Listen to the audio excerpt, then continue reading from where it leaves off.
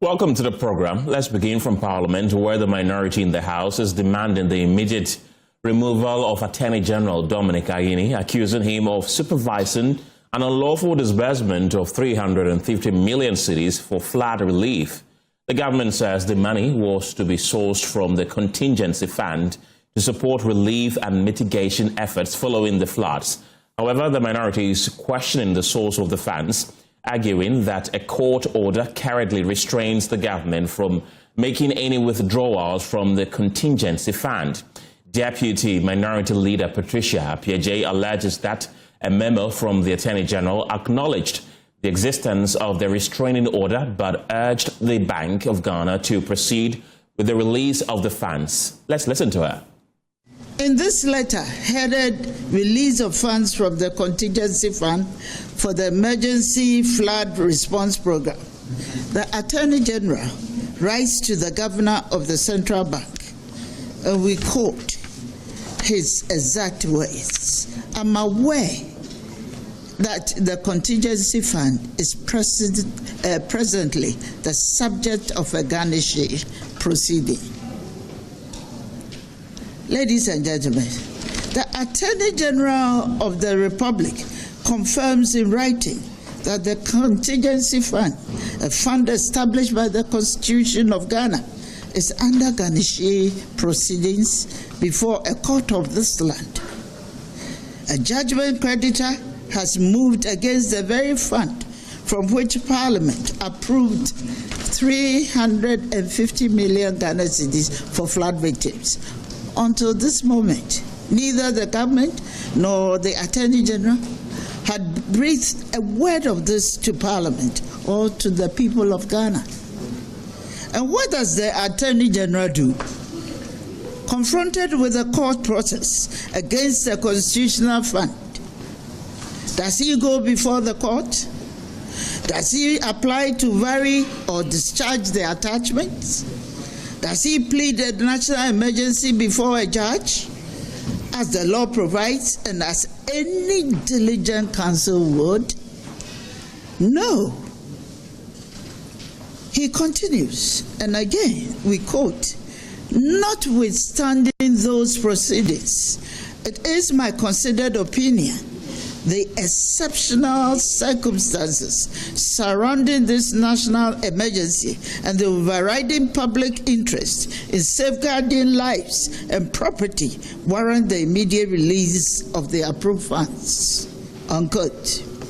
He then advises the Bank of Ghana to give effect to the approvals and directives already issued, and to release the 350 million from the contingency fund without delay. Then it is in his own hand. The Attorney General, aware of subsisting court process, directed the Central Bank of the Republic to proceed, notwithstanding it on no authority by his own considered opinion. But the minority contends that the Bank of Ghana must have also violated the court order and went ahead to disburse the fund. All the money must have been withdrawn from another government account without parliamentary approval. Consider third, Article 88. The Attorney General is the principal legal advisor to the government and is responsible for the conduct of all civil proceedings against the state. His letter of 1st July 2026 is a written admission of failure on both fronts. As the officer responsible for civil proceedings against the state, he presided over litigation in which a constitutional fund of the Republic was attached, and there's no indication that the attachment was resisted or that any application was made to discharge it. As principal legal advisor, when the moment came to counsel lawfully, should he fail to do the honorable thing, we call on the President, who swore an oath to preserve, protect, and defend this Constitution, to relieve him of office without delay. The minority accordingly demands, first, the Attorney General and the Minister for Finance appear before Parliament without delay to lay before the House the garniture order, the full record of the suit that produced the judgment debt, the letter of 1st July 2026, and every correspondence exchanged among the Attorney General, the Ministry of Finance, the Controller and Accountant General, and the Bank of Ghana concerning the attachment, the directives, and the withdrawal.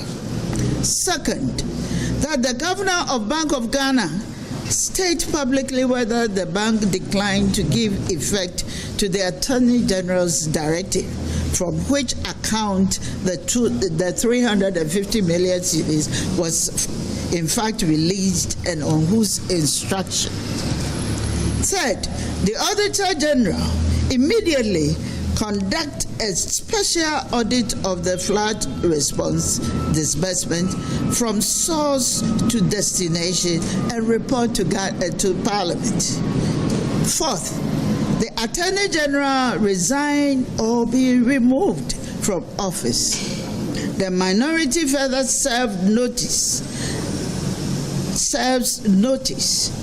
Should candid answers not be forthcoming, we shall pursue every parliamentary and legal avenue available to us, including motion for a full-scale parliamentary inquiry and recourse to the Supreme Court for the enforcement of the Constitution under Article 2 and 130.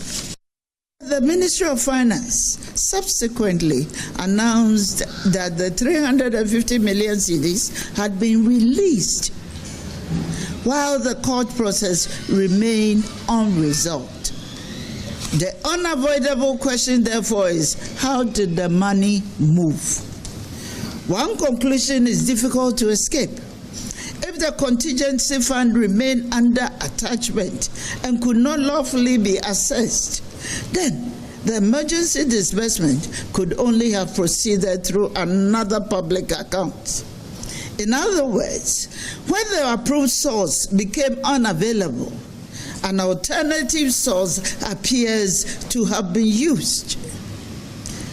If that is what occurred, then Parliament was never asked to approve the alternative source, and the constitutional requirements governing withdrawals from public funds were bypassed.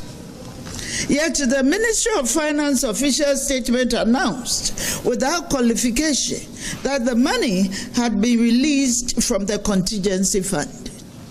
If the funds were in fact drawn from another account, then that statement did not accurately reflect what transpired. If the 350 million was drawn from any account other than the contingency fund, then the approval Parliament granted was never executed. The withdrawal that was executed was never approved. And the Constitution and the Public Financial Management Act 2016, Act 921, which criminalizes unauthorized withdrawals of public funds, have been violated in broad daylight.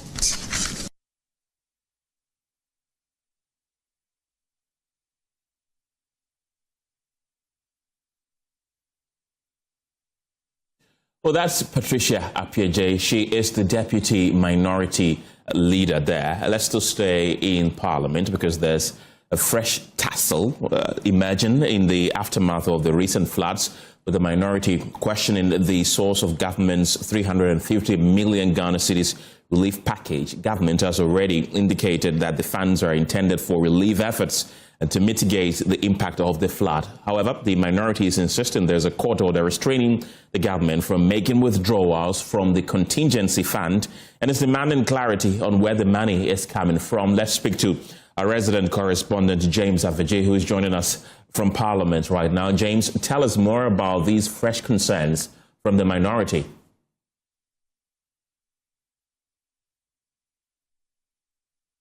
The Deputy Minority Whip It is the belief of the minority that there are two scenarios that might have played in this 350 Ghana cedis flood relief fund.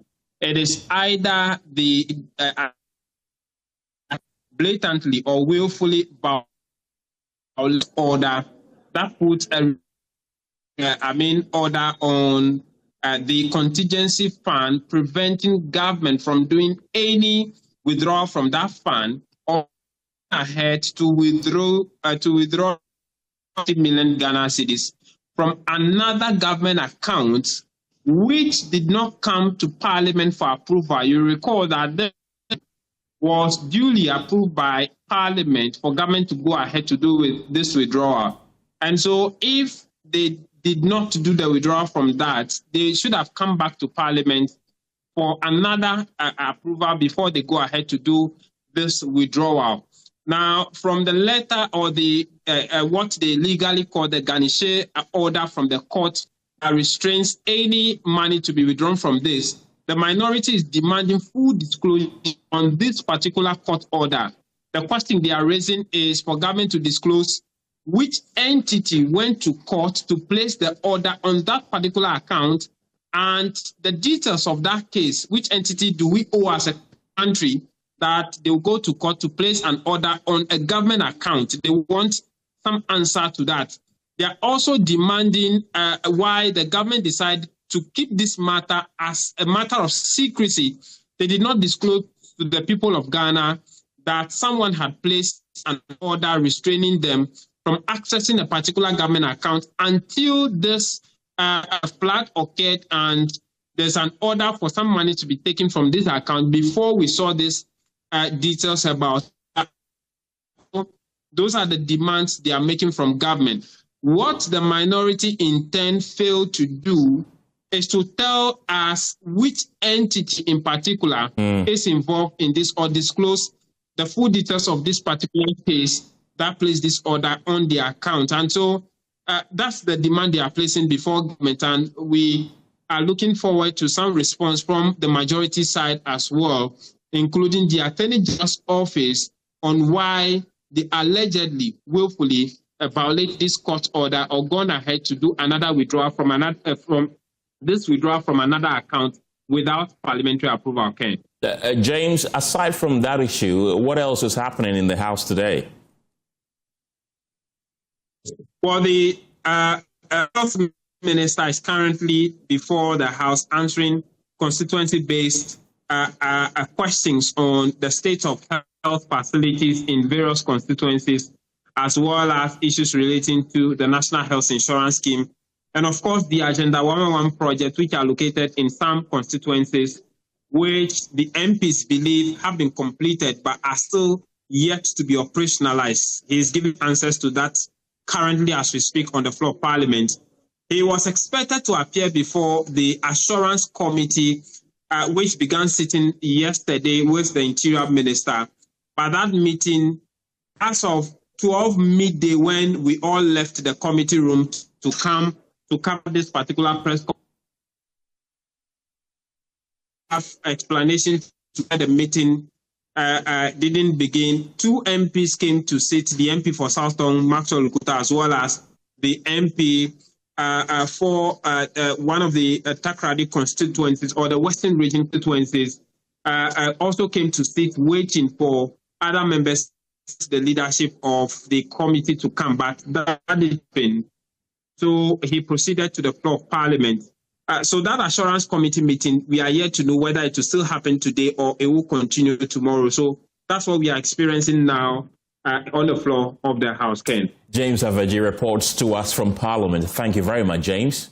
And as Ghana prepares for a nationwide cleanup exercise in flood-affected areas, questions remain over the sustainability of efforts to deal with the country's sanitation crisis. The local government service says one of the major challenges confronting the sector is the growing reliance on informal waste collectors, popularly known as Aboboya operators. President of the Chamber of Local Governance, Richard Fiadomo, says although these operators provide a cheaper option for many households, many lack the capacity and systems to transport waste to approved disposal sites. He argues that the practice is weakening licensed waste management companies contracted by metropolitan, municipal and district assemblies and contributing to illegal dumping. He spoke on the Super Morning Show on Joy FM earlier today. Assembly cannot all of a sudden legitimize the activities of the Abubuya collectors because what they are doing, they do not have what it takes to move the distances. So you do not legitimize them and go and create another problem at the other side. So that is why the assembly can come in and make sure that they stop these people. And you see, because these people are doing that with the connivance of the citizens, I have generated my waste. So if a Zoom truck comes and I decide not to give it to the Zoom truck, they can't do anything to me. So I wait. And when the Abubuya truck comes, they do their proper, then I give it to them. So that one, it is difficult for the assembly to stamp its authority on this particular issue because the assembly actually does not have the resources to do it. That is why they have engaged this private. So what we should be thinking of doing is to stop these Abubuya people from operating within the demarcated areas that has been given to this private. But the citizens are the problem.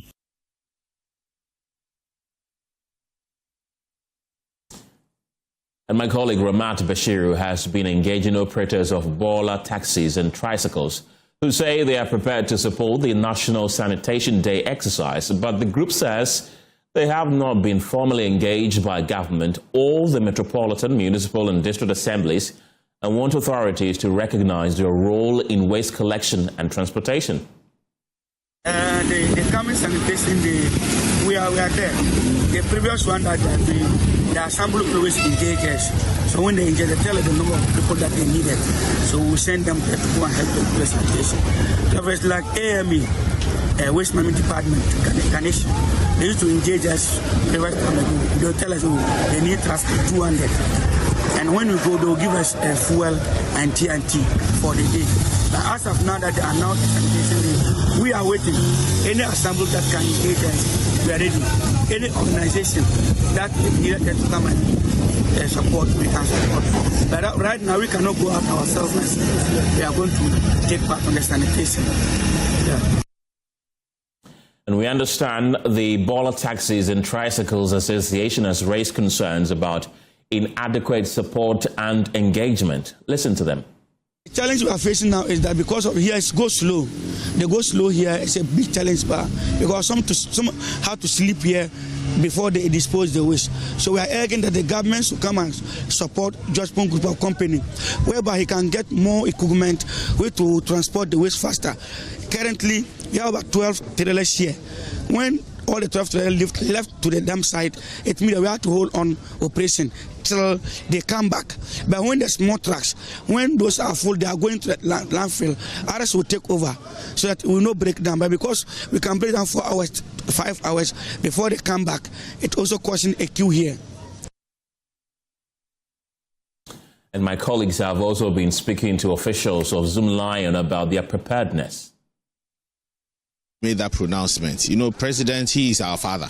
So with such pronouncement, we have to gather our resources and rally behind him so that he achieves whatever he wants to achieve. So when this call came, Zoom Lion, as the leading waste management company, we've gathered all our resources, all our trucks. We are using about 25 trailers, about 30 compaction trucks. It will be difficult to mention all the equipment that we are using, but we are bringing all equipment on board to ensure that the problem that we have and the cleanup that the president has mentioned, it becomes successful. You know that because of the flooding, we are having, let me say, extra waste. Things that were not waste because of the flooding now is waste in so many of the communities. And if we don't take care and clear them, there will be outbreak of diseases. So Zoom Line as a company, we are ready with all our resources. We have transfer stations that were not active. Now we have opened all 5 transfer stations, and we are using it from Friday. And what it means is that because we'll be using more of our trucks and other people will be joining us, the assemblies are all joining us, we don't want the turnaround time to affect the exercise, because if we are taking the waste to the final disposal site. The turnaround time is about 100 kilometers. That would take like 4 or 5 hours. It would affect the program. That is why we saw it prudent to open all the transfer stations so that we can take the waste from wherever we are getting them from to the transfer station. Then the bigger trailers will take them to the final disposal site. Let's have a conversation on the back of this and speak to the president of the Chamber of Local Governance, Richard Fiadomo. Welcome to the program. What reliefs are you seeking to ensure you work efficiently? Yeah, thank you very much. I think that what we are seeking for and on behalf of the assemblies is the fact that assemblies should be given a free hand to do their work. Because over the period, we have seen that there's some level of, if I will call it, unbridled political interference in the work of the MMDAs. As a result, anytime they want to take a major action, they are always looking beyond their shoulders to see whether big brother or big sister is watching. And that is actually affecting the work of the assembly. So clearly, what the president has directed these 2 days, I know that because the president is directly involved, a lot of action will be seen to be taken.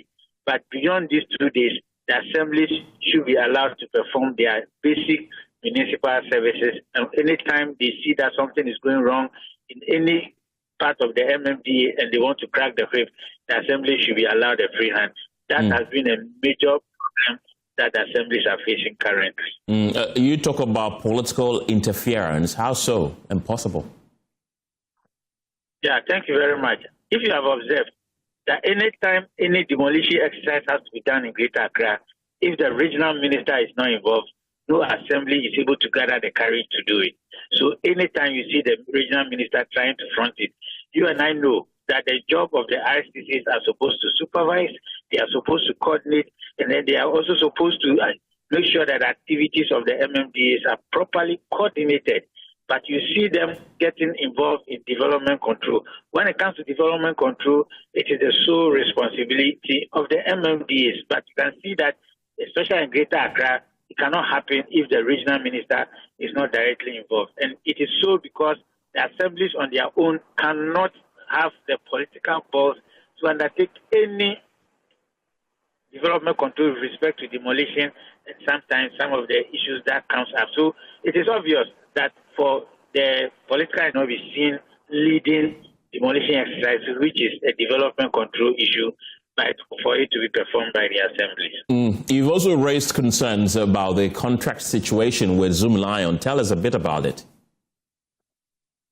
Oh, thank you very much. The issue with Zoom Lion, I have always said that Zoom Lion has become a victim of his own success. Number one, waste management sanitation issues are municipal services, and it's supposed to be performed by the MMDAs. Nothing less, nothing more.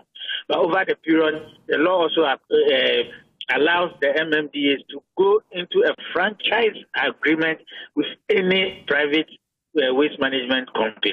And over the period, Zoom Lion has done it and has done it so well that many of the assemblies or all of us are beginning to see waste management as a Zoom Lion issue rather than being an MMDA issue. So when His Excellency John Dramani Mahama came back as president for the second time, he directed that all money that has to do with sanitation should go directly to the assemblies because it's a municipal or MMDA function. So now that the money has gone to the assemblies are also supposed to engage a competent waste management company to deal with the situation. But we see that many of them have stopped using the services of Zoom Lion and they are using the services of other waste management companies who admittedly do not have the capacity as Zoom Lion has today. And that is why we are seeing what we are seeing currently. So do you feel that that move by the president has backfired? Hello, Richard, do I have you? Municipalities are becoming the case. And what we are also seeing is that, can you hear me? Yes, I can hear you. Kindly go ahead. Hello. Yes, sir, I can hear you, Richard. Hello, Richard. Right, Richard Fiadomo is the president of the Chamber of local governance. Richard, do I have clear connection to you now? Yeah, you do. There was a call coming in, so it was truncating the information. Yeah, so what I'm just basically saying is that we are also beginning to see that the Abubuya collectors have tried to take over the functions because residents cannot allow their waste to stay with them 2-3 days after they put them in their waste bin.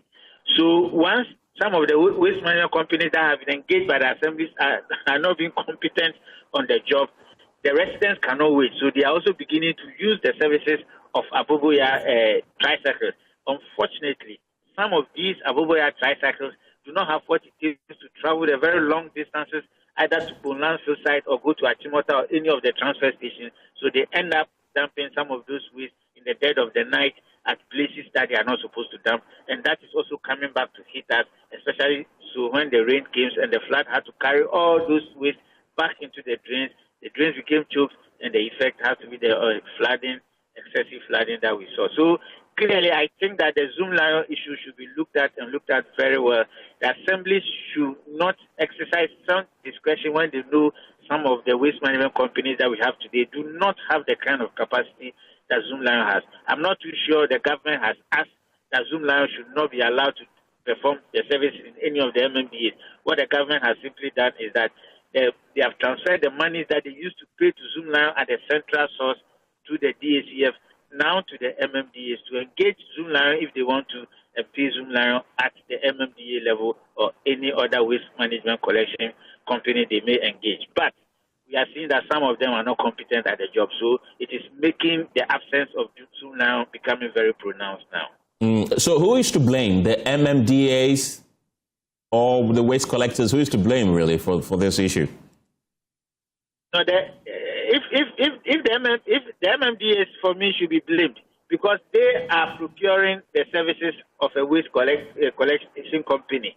So if they are giving franchise contract to a waste management company and the company is not performing, the MMDA has to be blamed. But I think that the MMDAs, maybe some of them did not do proper due diligence before engaging other waste management companies when they were not ready, willing to give the job to Zoom Lion. There's an upcoming nationwide cleanup exercise on Friday and Saturday. Are you prepared for that? Yeah, we are prepared for that and want to commend the president for this bold action. We believe that it will go a long way to clear the debris that was left behind after the floods have receded.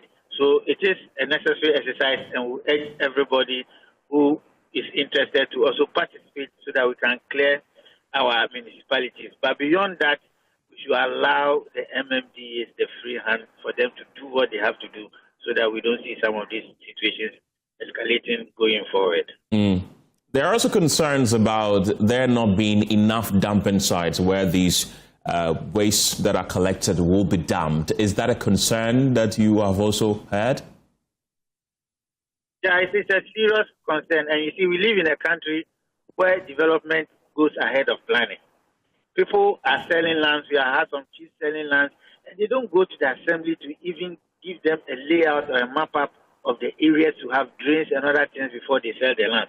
And we, the individuals, when we buy the land, because we have bought two acres of land or we have bought 2 plots, then we build to either cover the 2 plots or we use, how do we call it, a wall to cover the 2 plots. And we don't leave any space to allow for services for drainage and all that. So I think that we should get to a stage where before chiefs and other people who have lands, before they sell the land, they should get the MMDAs involved so that the MMDAs can get to plan and map up those areas. And so today, the lands have been sold and people are putting up private buildings. Those places have been left for us to use to collect waste or manage the waste. And that is why. And the challenge too has to do with the fact that the way the assemblies have just been split into pieces these days, go to AMA and other places. Where will AMA get today land to use as a landfill site? So these are the things that I think we should look at.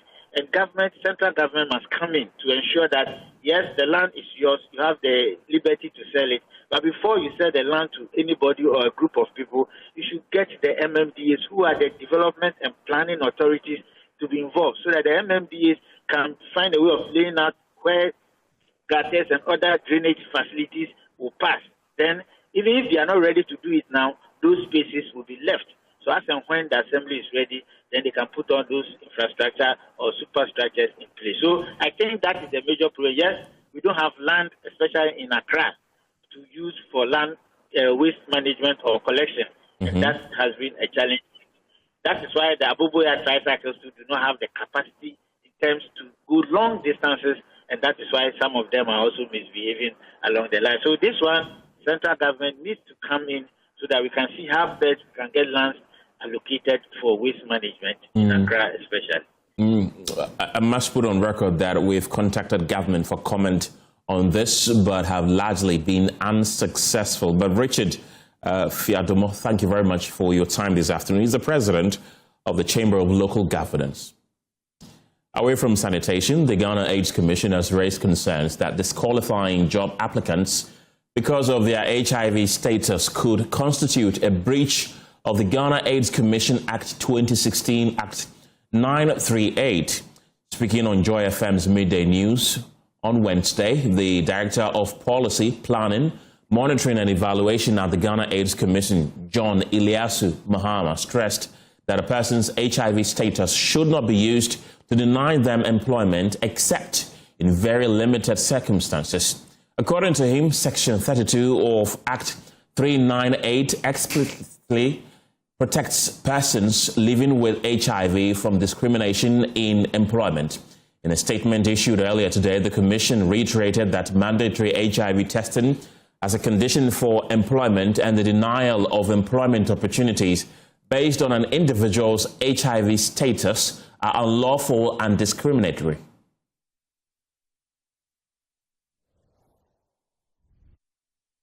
So that's the statement that has been released by the AIDS Commission to that effect, and it says that the Commission has clarified reports on HIV test results from the recent Security Services recruitment exercise, stressing that a reactive HIV test does not amount to a confirmed diagnosis. The Commission said that the reported 1,300 reactive results out of the 100,000 applicants represent approximately 1.3%, which is consistent with Ghana's estimated adult HIV prevalence of 1.49% in 2024.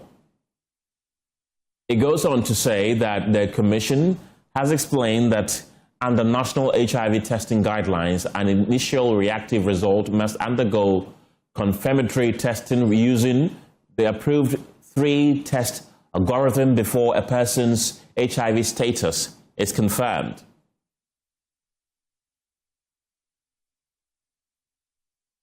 So that's the statement that has been released by the Ghana AIDS Commission to the effects.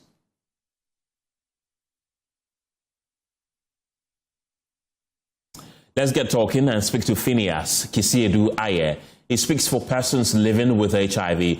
Phineas, welcome to the program. Austin Game is also a labor consultant. He's also joining the conversation. Gentlemen, grateful for your time this afternoon. Phineas, I want to begin with you. So, per the release by the Ghana AIDS Commission, could it be that the persons who were tested and confirmed as having HIV, the 1,300 persons, there was a possibility that some of them were actually negative? All right, thank you very much and having me on your program. First off, let me clarify that I am the executive director for Ghana Network of Key Populations and Key and Vulnerable Populations living with HIV. So I don't speak specifically for NAPLAS Ghana, which is the network of persons living with HIV in general. Of course, per the Commission statement, it is possible that once someone is HIV reactive, it doesn't mean that they are confirmed positive. And that has been the protocol or the testing algorithm for Ghana. And so if the testing was done by using only one test algorithm in terms of like the first response test, then it's possible that some of the individuals might not be confirmed positive, or all of them are not confirmed positive. The other clarification I would like to give also is that These individuals form part of the Ghanaian population, and they constitute the 1.4% of persons living with HIV. And for that matter, it's possible that some of these individuals might already be living with HIV and are doing very well on treatment. So if we make a blanket statement to make it look like as if all of them are newly diagnosed HIV positive individuals, then it tends to create a certain scenario that then there's kind of like an emerging situation of insurgence in HIV cases. So that is the clarification I'd want to make in relation to the Ghana AIDS Commission press statement. Let's look at this. Let's assume that they tested them multiple times and eventually found out that all of them were indeed HIV positive, per the official statement that the minister in charge of the Interior has confirmed to us. Many are saying that the minister and the institutions are right to have refused them employment. That cannot be right. As the commission stated, that is clearly discrimination. If you look at Article 17 of the Constitution, it talks about equality before the law, and then also non-discrimination on any grounds. And for that matter, individuals cannot be refused employment based on their HIV status. Coupled with the Ghana AIDS Commission, if you look at Section 34 of the Ghana AIDS Commission 2016 Act 938, it clearly states that no individual must be denied employment on the basis solely on their perceived or actual HIV status. For that matter, we do not, as a network, do not agree with the ministry or the minister that individuals who are HIV positive, who some of them might already be on treatment, are doing very well, are supposed to be denied employment. And in fact, let us state that science has indicated, and it's very evident, that healthy adults can actually live with HIV for up to 10 years before they actually develop AIDS. So we cannot say that solely by detecting someone's HIV status should be the grounds for denial of entry into the security services. And this has been something that has been going on for a long time. And we have some members of our network who have actually applied to the service and have been denied recruitment or enrollment because of their HIV status. Well, there are those who are also saying that with regards to the security agencies, most of the work that they do are very physical, and that people living with HIV with time might have a weaker immune system and may not be able to meet the physicality of the work that they are required to do. The more reason why the ministry might have denied them. Well, that claim is not supported by evidence, because there are individuals who have been living with HIV for the past 30 years in Ghana, and they are doing absolutely amazing. And in fact, there are individuals who are already in the service who are living with HIV, and they are very active and performing their duties. So that claim cannot be substantiated. In fact, it is not supported by science or any evidence. Once individuals are enrolled on HIV treatment, which is the antiretroviral therapy, it improves their immunity and makes them very strong, and they live normally as any ordinary or any other person without any condition. Right. Hold on for me. Let's bring in Austin Game. He's a labor consultant. Mr. Game, welcome to the program. Many are concerned about the fact that the Constitution clearly states that you cannot refuse somebody employment based on their HIV status. And there we have it, the minister in charge of the Interior explicitly stating that these people have been refused work and have been told to seek medication. And in other instances, they have been helped with seeking medication for HIV treatment. And these are the bases on which they were refused employment. Do they have reasons to take on the government?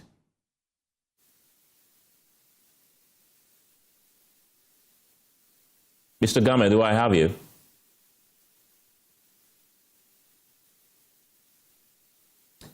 Right, Austin Game is a labor consultant. We are trying to get him on the line to explore the labor aspects of this disturbing story that has come out from the Interior Ministry. But I still have Phineas Ayine, who is the Executive Director of Ghana Network of Key Populations Living with HIV. Phineas, many are saying that now the stigma which we're trying to curb with persons living with the, HIV is going to get worse, because if somebody tried to get recruited into the security agencies, and even if the person was not among the 1,300 persons who tested positive for HIV, now that the minister has made this statement, everybody will assume that you who were refused admission into any of our security agencies is HIV positive. That's absolutely right. And that is very worrying, because this is going to create fear, and this is going to create suspicion. Because if you have a family member or a friend or a colleague who was denied or refused employment into the services, then of course there's that suspicion that they might be HIV positive. That is why they were not successful with the recruitment. So it's really going to be very, very... That's quite interesting. In fact, stigma has never been low in Ghana. Recently, the UNAIDS had an engagement with pharmaceutical students of Ghana, about 1,000 individuals, and one person was posed to them, would you buy tomatoes from a person living with HIV? And in fact, about 97% of them said no. So that is the kind of knowledge gap we have as far as HIV treatment is concerned. So stigma, we have not really done so much as a country to actually address stigma and discrimination towards persons living with HIV in this country. Phineas, don't go yet. I have Austin Game back on the line. He's a labor consultant. Austin, grateful for your time this afternoon. I want you to respond if I have clear connection to you. Do I? Yes, now I can hear you. Can you hear me? I can too. Thank you for your time this afternoon. It's stated clearly in our constitution that you cannot refuse somebody employment because of their HIV status. And here we are with the Interior Ministry doing the opposite of that. Can these persons who were refused simply because they have HIV take the government on? Well, thank you. I think that maybe the Interior Minister may not be addressing the issue properly. I suggest that this being a labor issue, the best place they can go, and I urge them to do so, is to go to the National Labour Commission and report what has been said about them. Maybe, because maybe are they qualified to be employed only because of the... Mr. Game, could you kindly speak up for me? Hello, Mr. Game? Yes, can you hear me now? Let's try one more time. It's much better. I said the Interior Minister may be going a little over there in respect of the matter in hand. So I think that it's only fair that if the people concerned have any, they should go to the National Labour Commission, where they can be heard without resorting or going through the normal legalistic kind of position. They should go to the National Labour Commission. They can be heard properly, and I think they will find a solution to it for them. Okay, Mr. Game, I want you to hold on for me. The Ghana AIDS Commission has also been commenting about this situation at a press briefing a while ago. They have expressed strong disapproval as to why this all came into the public domain. We can now listen to what they have been saying at that particular press conference. We have not confirmed from the security agencies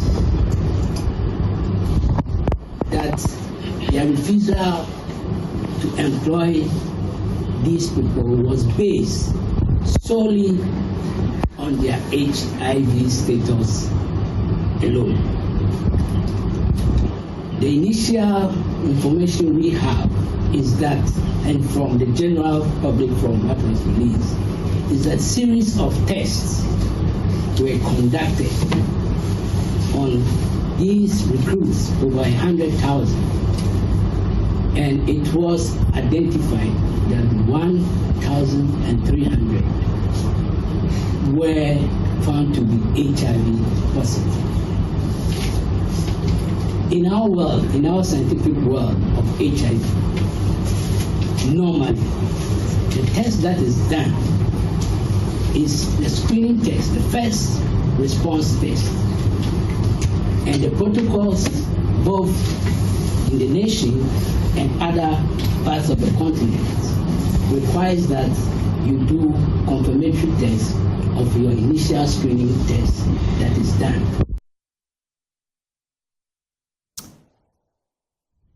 So that there is the press conference by the Ghana AIDS Commission a while ago here in Accra. I still have Austin Game with me. I also have Phineas Kisiedu with me as well. Austin, let's continue the conversation. If you look at the Constitution, Section 32 says, and I quote, the HIV status of a person, the partner or close relative of that person shall not constitute a reason to A, refuse employment, B, terminate the employment of that person, except where an employer can prove that the requirement of the employment in question is that an employee must be in a particular state of health or medical or clinical condition.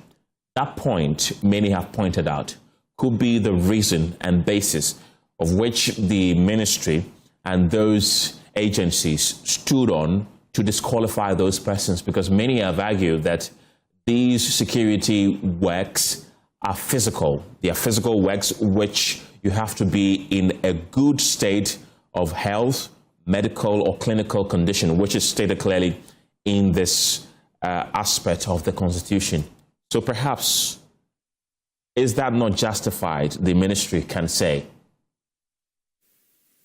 In fact, that's why I did not jump to conclusion as was conclusively stated by the AIDS Commission. We have to be very cautious because the National Labour Commission will be dealing with it from a labor point of view. They may engage the services of an expert in health, but I can tell you as a consultant to a certain number of delicate workplaces, if we take the case of hospitality industry, you have to be in a certain state of health to be able to provide food for people, even ordinarily. Those who are running certain kind of kitchen, they are required to go for testing every quarter or every half of the year or so to be in a certain state of good health, to be cooking for people to be eating. We take things for granted too much in this country.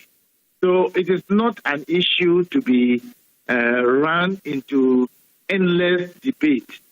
What is important about this is that your security, for instance, you must be in a certain, having a certain state of, having a certain kind of immune system to even go through the rigorous regime of training that goes with the security service, such as the police and the army. So it is not a very easy thing to jump to conclusions, even based on what the AIDS Commission said. We need to be very careful without any political or any ill feeling towards somebody. I have a lot of respect for those who unfortunately contracted this HIV thing. But the reality is that the security services need a certain kind of healthy people. So if you are having problem, ab initio, and we have become aware, and to employ you, take you through that rigorous training regime, you can't just know what the end result will be. So we have to be very cautious about how we conclude on these matters. Are there any legal options available to them, you think? Since it's about employment, I think they can, if they still want to have a conversation about the matter, they should go to the National Labour Commission.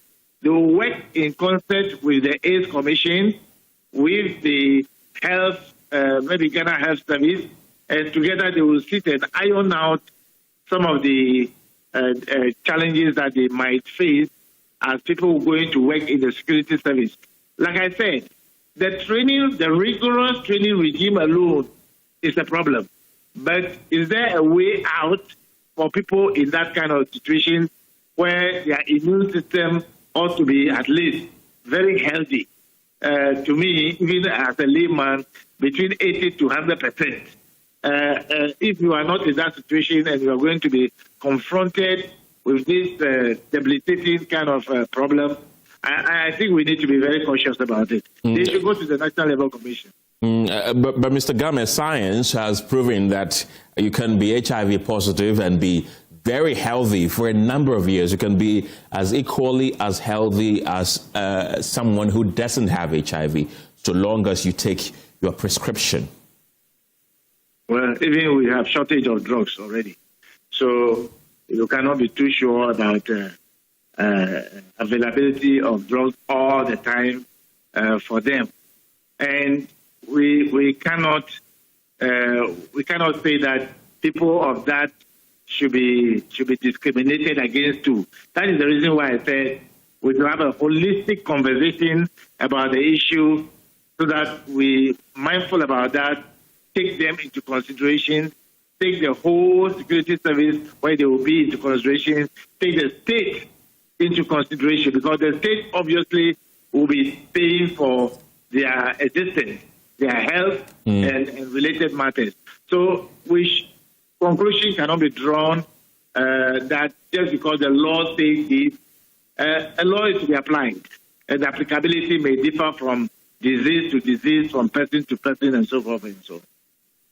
Austin Game, thank you very much. He's a labor consultant. I still have Phineas Kisiedu Aye with me. He's the executive director of the Ghana Network of Key Populations Living with HIV. You've been listening to the labor consultant. Do his comments inspire hope, you'd say?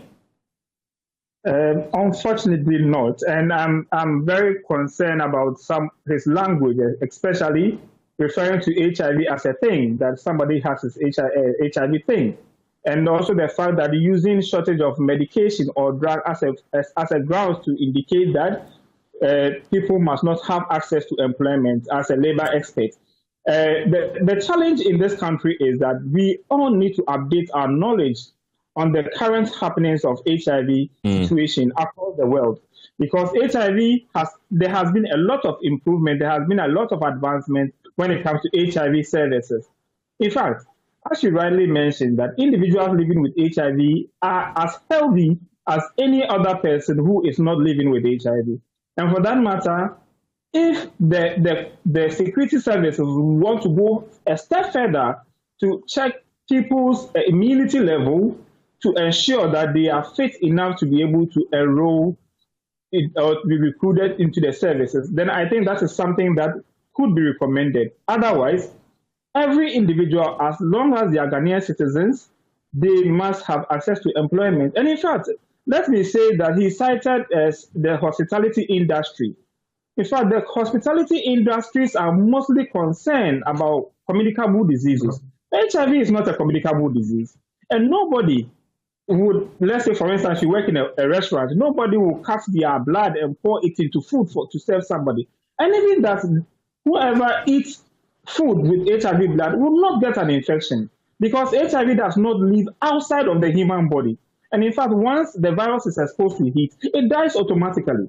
So we really need to up our conversation and be able to understand that we don't live in 1986 when HIV was first discovered. We don't live anymore in the early 2000s where we didn't have HIV treatment. We've advanced over the last 30 years, and this is where we are, that HIV is really not a threat to individuals again. It's not a death sentence, and it should not form the grounds for which individuals must be denied employment. Phineas Kisiedu Aye, thank you very much. He's the Executive Director of Ghana Network of Key Populations Living with HIV. And earlier, we heard from Austin Game, who is a labor consultant.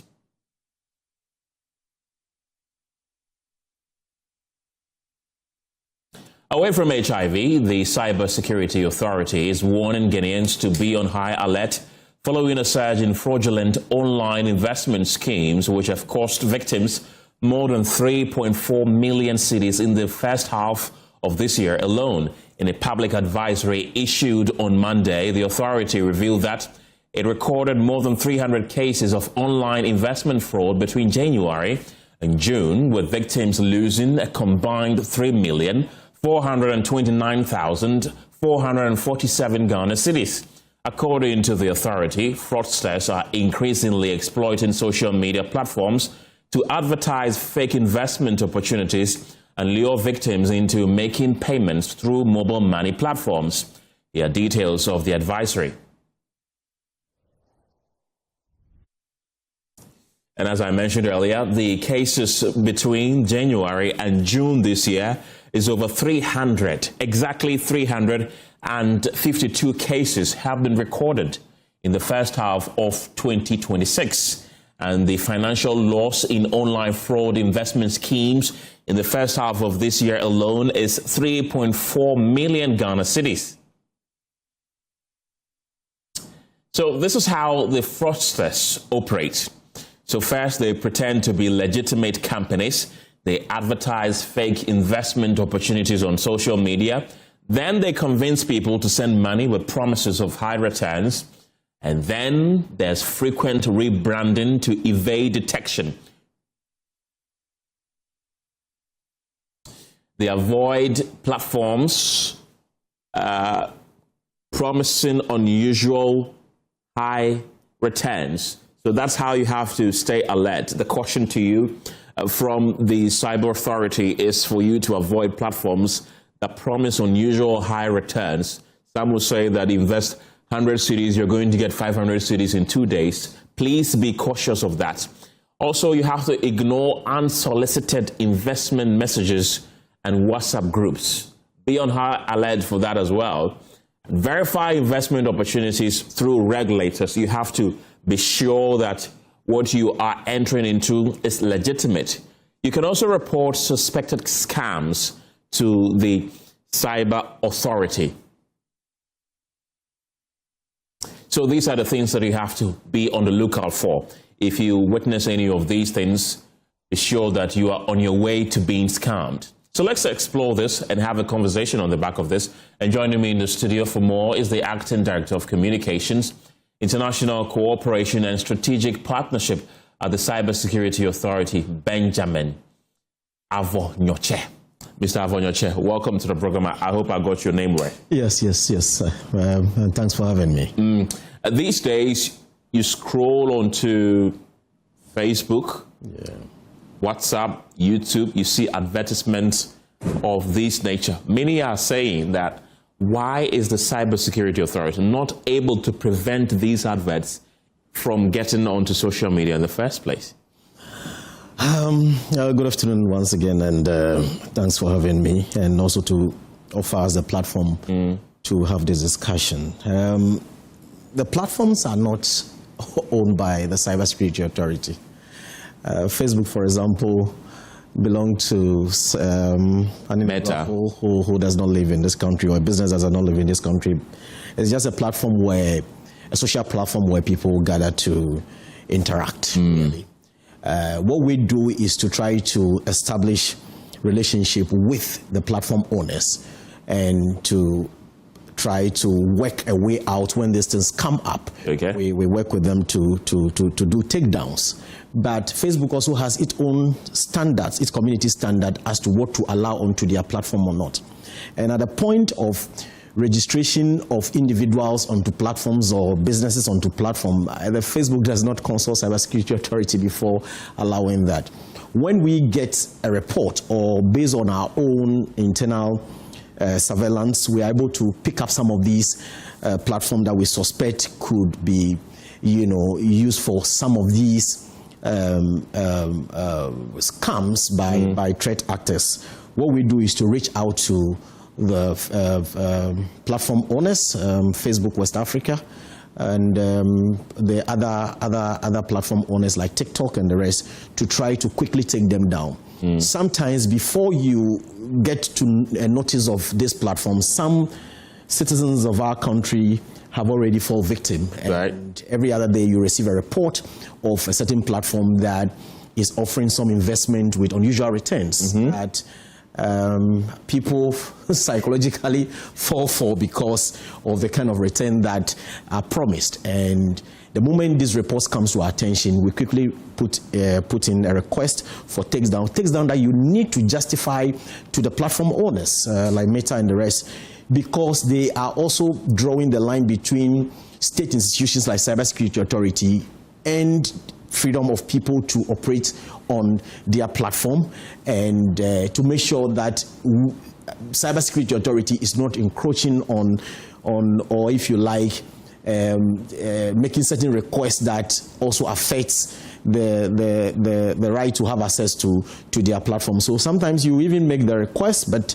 it becomes very difficult in terms of the justification to take some of the platform down. But generally, the platform owners have been very helpful in terms of taking down the platforms, and we've taken quite a number down, including some that have even been impersonating very prominent people in society, including sometimes journalists, very popular journalists, where they are using AI tools to impersonate and to sell. Sometimes you see videos online where people are selling drugs, and you see the face of very prominent people, members of parliament, senior government officials, sometimes journalists, you know, who they use AI to imitate and all of that. When we get this report, we try to work with the platform to take them down. And a lot of work has been ongoing, if not because of the constant takedowns and the report and the surveillance that cybersecurity has been doing. I'm sure the numbers would have been quite alarming, because as we are moving on to a lot more onto our digital platforms, where everybody now moves to do something online, your messages, your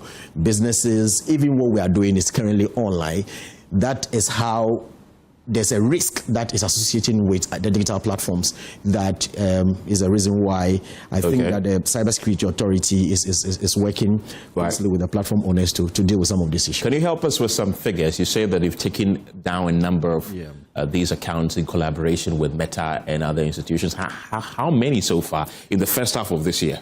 Quite a number. I cannot put a finger on the exact figures. I'll get that for you later. But I can say that quite a number, and the reports is coming in every time. Apart from the reports, there's a 24-hour set team at the Cybersecurity Authority, which is a computer emergency response team that work around the clock to, first of all, you know, conduct some of these surveillance online to identify some of this scams, and also they receive reports.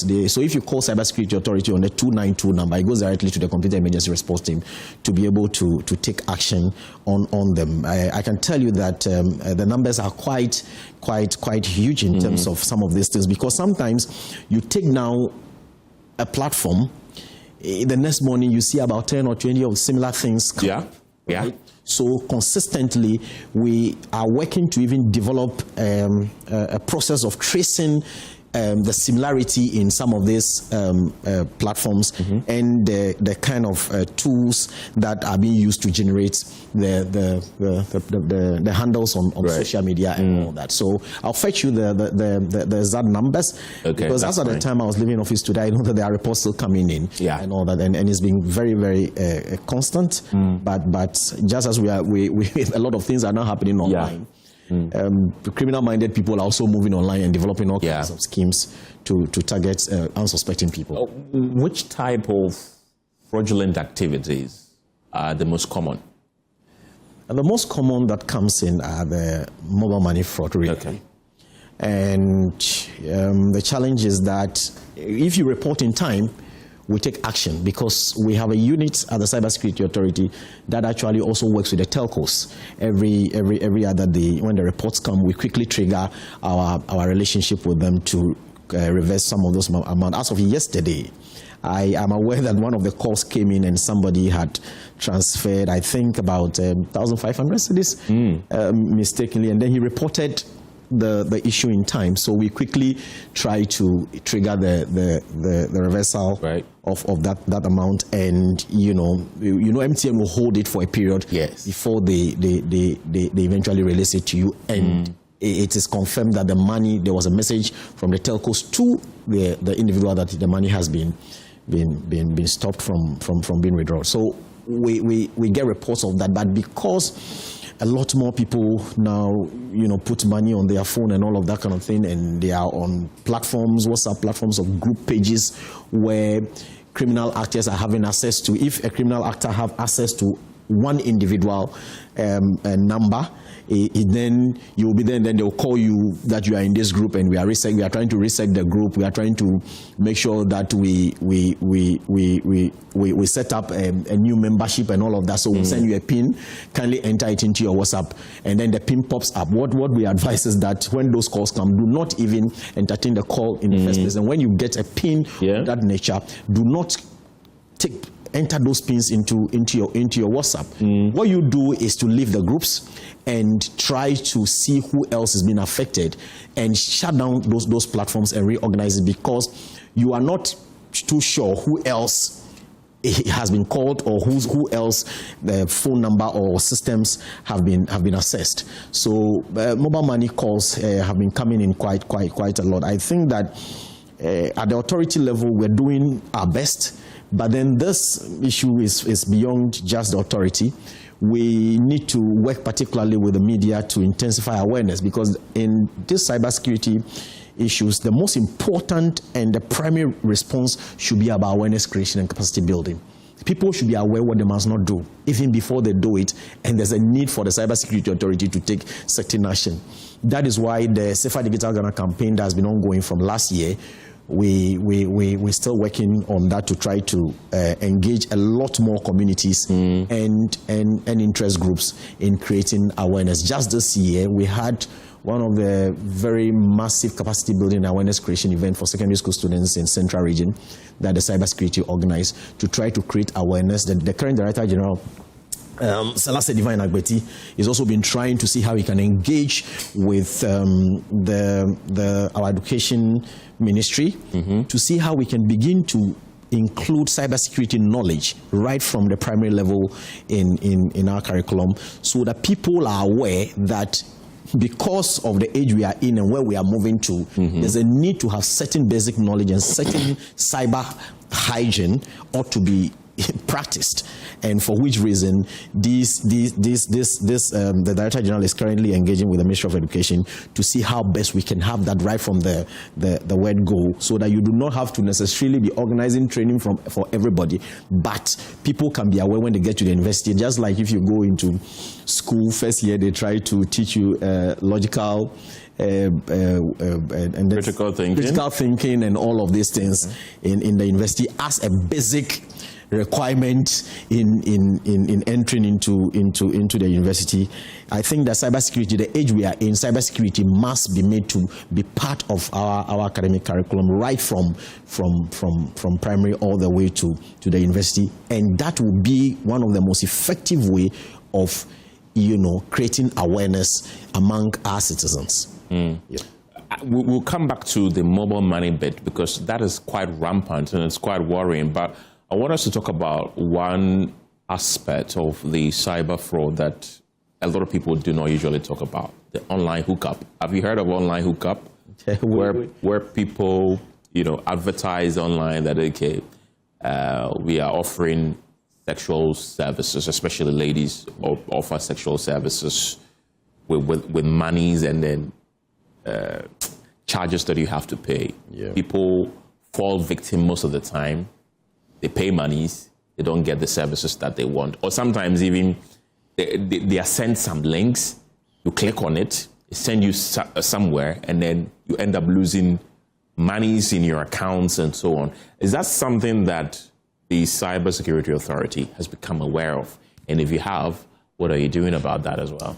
There's a current situation that we're even involved in, where an individual actually met some people online on TikTok that were carrying out what you mentioned. And then what they do is that if you're not careful, they try to want to have a video, intimate videos with you, and if you're not careful, they are recording on the other end, and they use to blackmail you. They use those videos to blackmail you, and all that. We've received reports on all of that. We have carried out a number of arrests in respect of that too, because the act actually frowned on sextortion, where people use your intimate videos that you've not consented to try to threaten you and to that extent ask you to pay certain monies or ransoms and all of that. The current act frowns on it. And it is important that people must be aware of the kind of things they can do online. If you intend to get into an intimate relationship of a sort, I do not know why somebody you've not met before, you don't know where the person stays, you are going on video calls, intimate video calls with them. Yes, people can do that, but at least have some physical relationship with the individual and know who they are. You can't just meet people online you've never met them before and you start following certain instructions that is coming from them. If you report to the Cybersecurity Authority, we have taken action on quite a number of them. There was a recent one that was we worked with the Ghana Police Service Cybercrime Unit, that we need to trace the individual and get them arrested, take their gadgets and access the gadget to be able to delete some of these things. There are times that those videos, when they come to the Cybersecurity Authority, we try to, if it's not yet out there on social media, there are some technical processes that they are taking through that if the individual eventually intend to even post it somewhere, the video will not play. But if sometimes people will not want to disclose the full video because they think that when they bring it to Cybersecurity Authority, there's but the videos, if you do not bring our attention to it, there are professionals that are there that can help you to deal with some of these things. But if you are keeping some information, there was a situation, somebody had quite a number of videos, but he only brought one, and then the team took the video through some technical processes to prevent it from being played and shared on some social media platform, only for us to find out that there are quite a number of videos that the individual was trying to, keep private that eventually went online. So we are there to provide support. And these things you mentioned, we've received report on them. Some of the details I cannot share on air about the kind of things that people report to us every day and how we try to support them. But what we do in the first place is that when such reports come, we try to help you to disengage those individuals, because it is your engagement with them that keeps them, because some of them may not eventually even post the video at all because they actually want money. Some of them would eventually do that, but when you report to us, the first thing we try to do is for you to disengage and not to pay any money. Then we take up the certain details that I cannot disclose on air from you in terms of how you've been engaging with them, and then we use those details to try to identify them. We work with the Ghana Police Service a lot. The current CID boss, Madam Lydia Donko, and my boss Divine Agbeti have been working closely in some of this. Cybersecurity, the current act gives us the power to be able to get a court warrant to intercept and to carry out some investigation that borders on cyber-related crime. But in terms of arrest and all of that, we have to work with the law enforcement, some other law enforcement unit that help with. Have there been any successful prosecutions so far from this? Yes, there have been. Since the current Director General has come in, there have been quite a number of progress that have been made. Both in country and the collaborations we've been doing with the law enforcement. I keep telling people that when you hear that the FBI is in town, carry out an arrest and all of that kind of thing, they are working closely with law enforcement agencies here in Ghana to be able to carry out, because there are certain things that we can do here that an American law enforcement agency cannot just walk in and do. So most of the things you see going on in terms of the prosecutions, the collaboration with the international organizations in some of the arrests, the Cybersecurity Authority is at the center of them. we are wrapping up in the next 2 minutes, but this is a very serious matter that a lot of people have raised with the with the mobile money. I told you that we're going to come to the mobile money aspect. You mentioned that you're in constant collaboration with MTN when people make wrong transactions. MTN in particular has been accused by many of having a very fragile system where people are able to contact them on a daily that they've made wrong transactions. There are sometimes that you even receive prompts on your phone. Yeah. You get a call, you hang up, the next minute you have a prompt on your phone from numbers that you don't know. Has the cybersecurity have had a frank conversation with MTN as to why their network seems to be the one that these fraudulent activities happen on the most, and how they can seal the loopholes which make it seemingly easy for fraudsters to operate through their network? Because me, for instance, nobody has scammed me before, but I have received calls about 3 times on MTN when I've had a large amount of money deposited in my account on more than one occasion. So people are wondering, why only MTN? Have you had such frank conversations with them? We're wrapping up in the next 2 minutes. I mean, why? We're not. It's not limited to MTN though, because MTN is not the only one. Because other telcos also experience that. I would say the telcos, not only MTN. I must first indicate that the Cybersecurity Authority are not the regulators of the telcos. Right. I think they fall under another agency, under the Ministry of Communication. What we have to do is that our citizens are being exposed to some of these crimes that happen on some of these networks, the telcos. And I am aware that the current Director General had series of meetings with MTN, and they've also come in our office for discussion in respect to these matters. I'm also aware that there's been proposal within the ecosystem by its regulators and certain stakeholders on having a frank conversation about the current mobile money system and how, if somebody have access to your money or you mistakenly send money to somebody, there should be a layer to prevent people from withdrawing the money instantly when you make a report.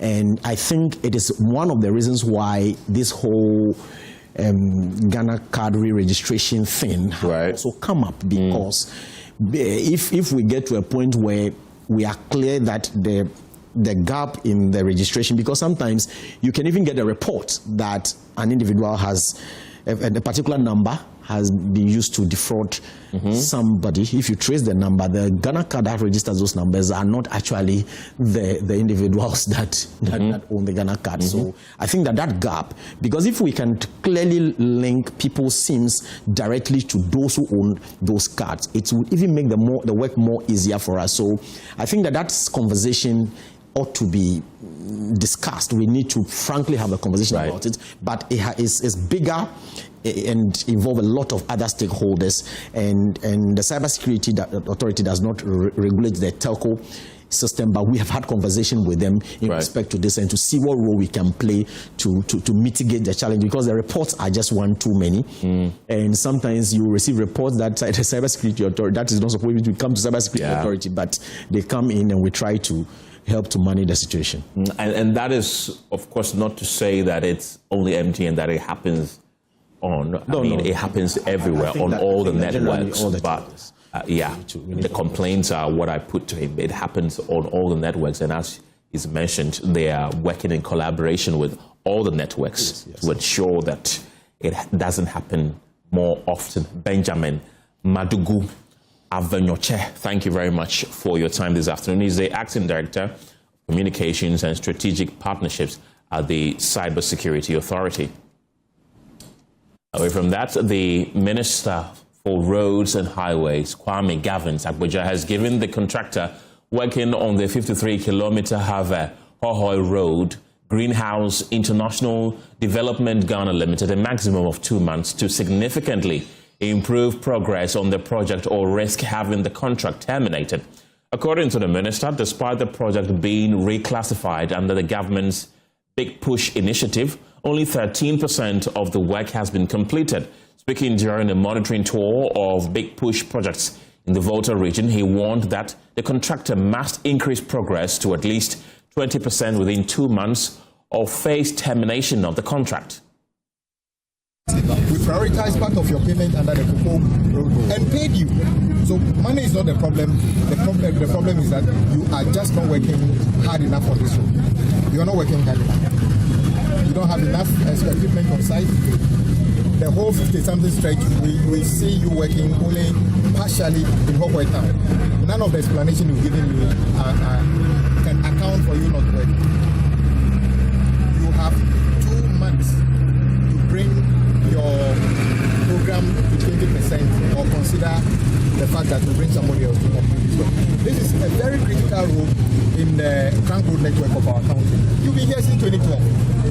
40 years. Aren't you tired of being on the same road, giving excuse? We change the rate of this project again and again and again. And if you are somebody born and you live on this corridor, you would have been tired of every government coming to say, we are coming to complete this project.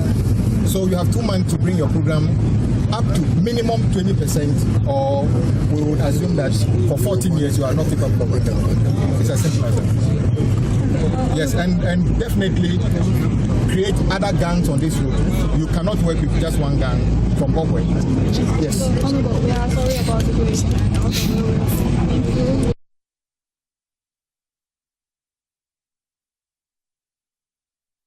Fatal Bayaga is currently with the minister on tour and is joining me with more on this development. Fatal, paint a picture of the condition of this road that compelled the minister to issue such a strong ultimatum. Basically, the road is literally covered with dust, and the major works on the road, including drainage systems, have not been worked on at the moment. And for many motorists flying the road, it's been a major challenge for them, given the state of the road. The contractor claims that they are working on it, but the work doesn't really speak for itself, and that is the reason why the minister was angered by the current state of the work. And in fact, the Member of Parliament for Hawkeye, Thomas Walanyo, confirmed that he uses this route almost every day. And what the workers do is that when no one is coming, they leave the place, and that is a concern for him. And he's saying that he alleged that the contractor is rather concentrating on a more projects within the town instead of working or executing the project. We can listen to him. Issues that we have been battling with them. That's the watering. Anytime they see that we are coming, that's when you see the water tank. That's a fact. I will not argue. I have complained several times. The last time we met at Speakers for the review, I complained. You promised to make it 3 instead of 1, and still we have 1. Yes, it has been raining. How do you call it? Of late. But Minister, this is the situation always. Have been told that you have been paid money to water the ground. The group. And the second one is the only one guy that is working on the transport. They will promise that tomorrow, as I said, they said next week, they will bring another guy.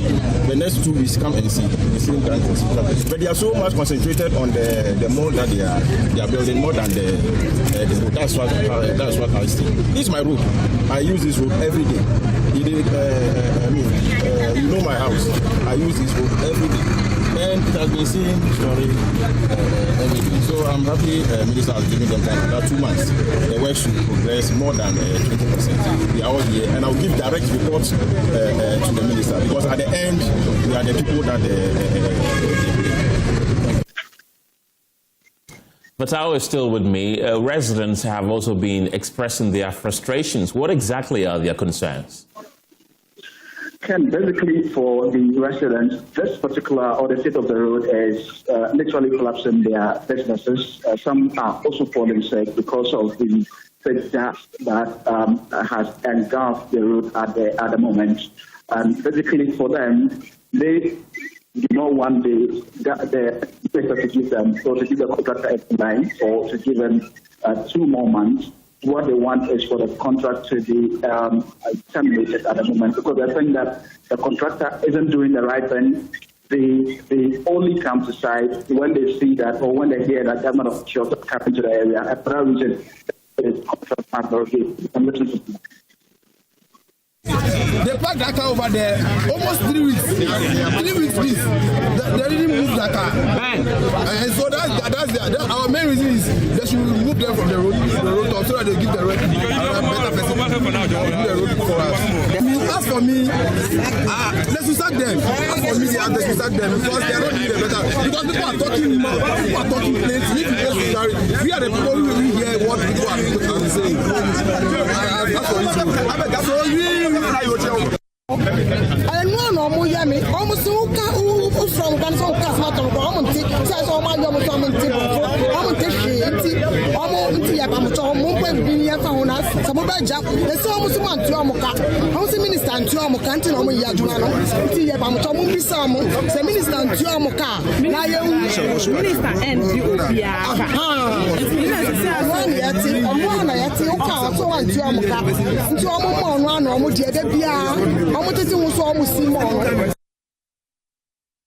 And Fatah, although the minister has given the contractor 2 months to improve progress, it appears the chief executive of the Ghana Highway Authority holds a different view. What did he really say? And basically, for the chief executive, he is more impressed with the work being done so far. And in fact, according to him, among all the contractors working on the Eastern Corridor roads, this contractor, Greenhouse International Development, Ghana Limited, he says that they have proven to be working poorly. And in fact, the paperwork isn't really impressive. And for that reason, according to the minister, it's been 2 months. He says that 1 month. So the chief executive is giving the contractor 1 month to be able to improve upon the progress of work, and that after 1 month they will come here, check the condition of the road. If it's still the same, then they will write a termination letter to the company so that they will stop work on the road. The contractors, we intended taking off, but I was able to convince the minister that being here for some time and being on the road for a very long time, and you are mobilized on this distance, we should allow you to be here. All your other colleagues who we allowed to stay, their performance are far better than what we are seeing. Actually, before we got here, I thought there was nobody working here. Because from this other MP said, I mean, how do you wait for how do you wait for that to come before you start watering the road? Watering is a very key distance because the dust is creating problems.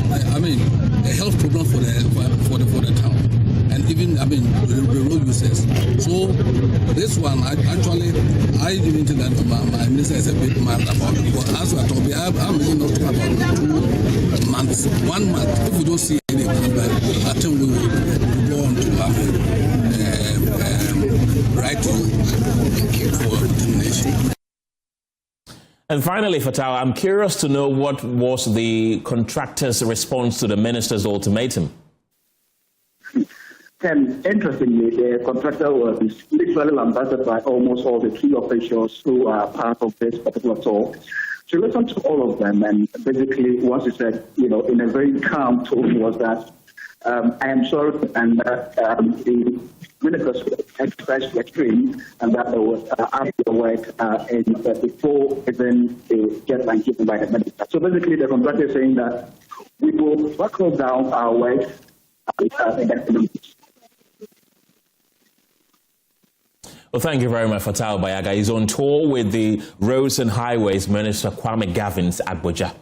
Now, for years, pupils of Sachibo DA Basic School went through the day on empty stomachs. Many walked home in search of food during break, and some never returned to class. But after Joy News highlighted their plight, the school was enrolled on the school feeding program, helping drive enrollment up by more than 80%. Emmanuel Jibenu has more in the 5th episode of Crumbling Start Season 2. For many of these children, Lunch is no longer something they have to worry about during school hours. Every school day, hundreds of pupils at Sachilbo DA Basic School in the Tatale Sanguli district now gather around bowls of hot meals before returning to class. It looks ordinary, but for this community, it is a moment they have waited years to see. Please pay attention to me. Just a year ago, the picture was different. By midday, hunger had already taken over many classrooms. Some pupils struggled to concentrate. Others rested their heads on their desk. With the school feeding, which was not in place, when they go home to eat, at times they feel relaxed to come back home. And now that the school feeding is in, I believe, when it wasn't there, it affected our enrollment, because when they know when they come, they will be on empty stomachs to learn. So it's better they'll be at their houses, so they won't come to school. Through School for Life citizen-led educational accountability and responsiveness project, teachers, the PTA, and the community members became better organized in demanding action from the district assembly. They kept pushing for one urgent intervention: school feeding, and when Joy News highlighted their struggle, the call grew louder and support soon followed. Yeah, it has been enrolled into the feeding program, and this is almost a year now. It was in 2025 that they started. We are overwhelmed because with the program now, we are a little bit relieved now. When the children come to school, they don't more go home to eat. Unlike those days, they will go and eat, and before they will return, they might some of the instructional hours have passed. Before government officially enrolled the school onto the school feeding program, a philanthropist stepped in to help. Rice, maize, beans, cooking oil, learning materials, and even mats for children who had been sitting and lying on the bare floor. For a school that waited for years, it was the first sign that someone had heard their call. One Mr. Nana came and donated some foodstuffs to the school to kickstart, and some mats for the children who were lying on their bellies or seated on the floor to use. Then the letter finally arrived. Sachilbo DA Basic School had been admitted onto the school feeding program. After years of appeals, the community finally had the intervention it had been asking for. When the letter came and I informed the committee, the whole committee were very excited. And that very day was more or less a small party or a small get-together for the community.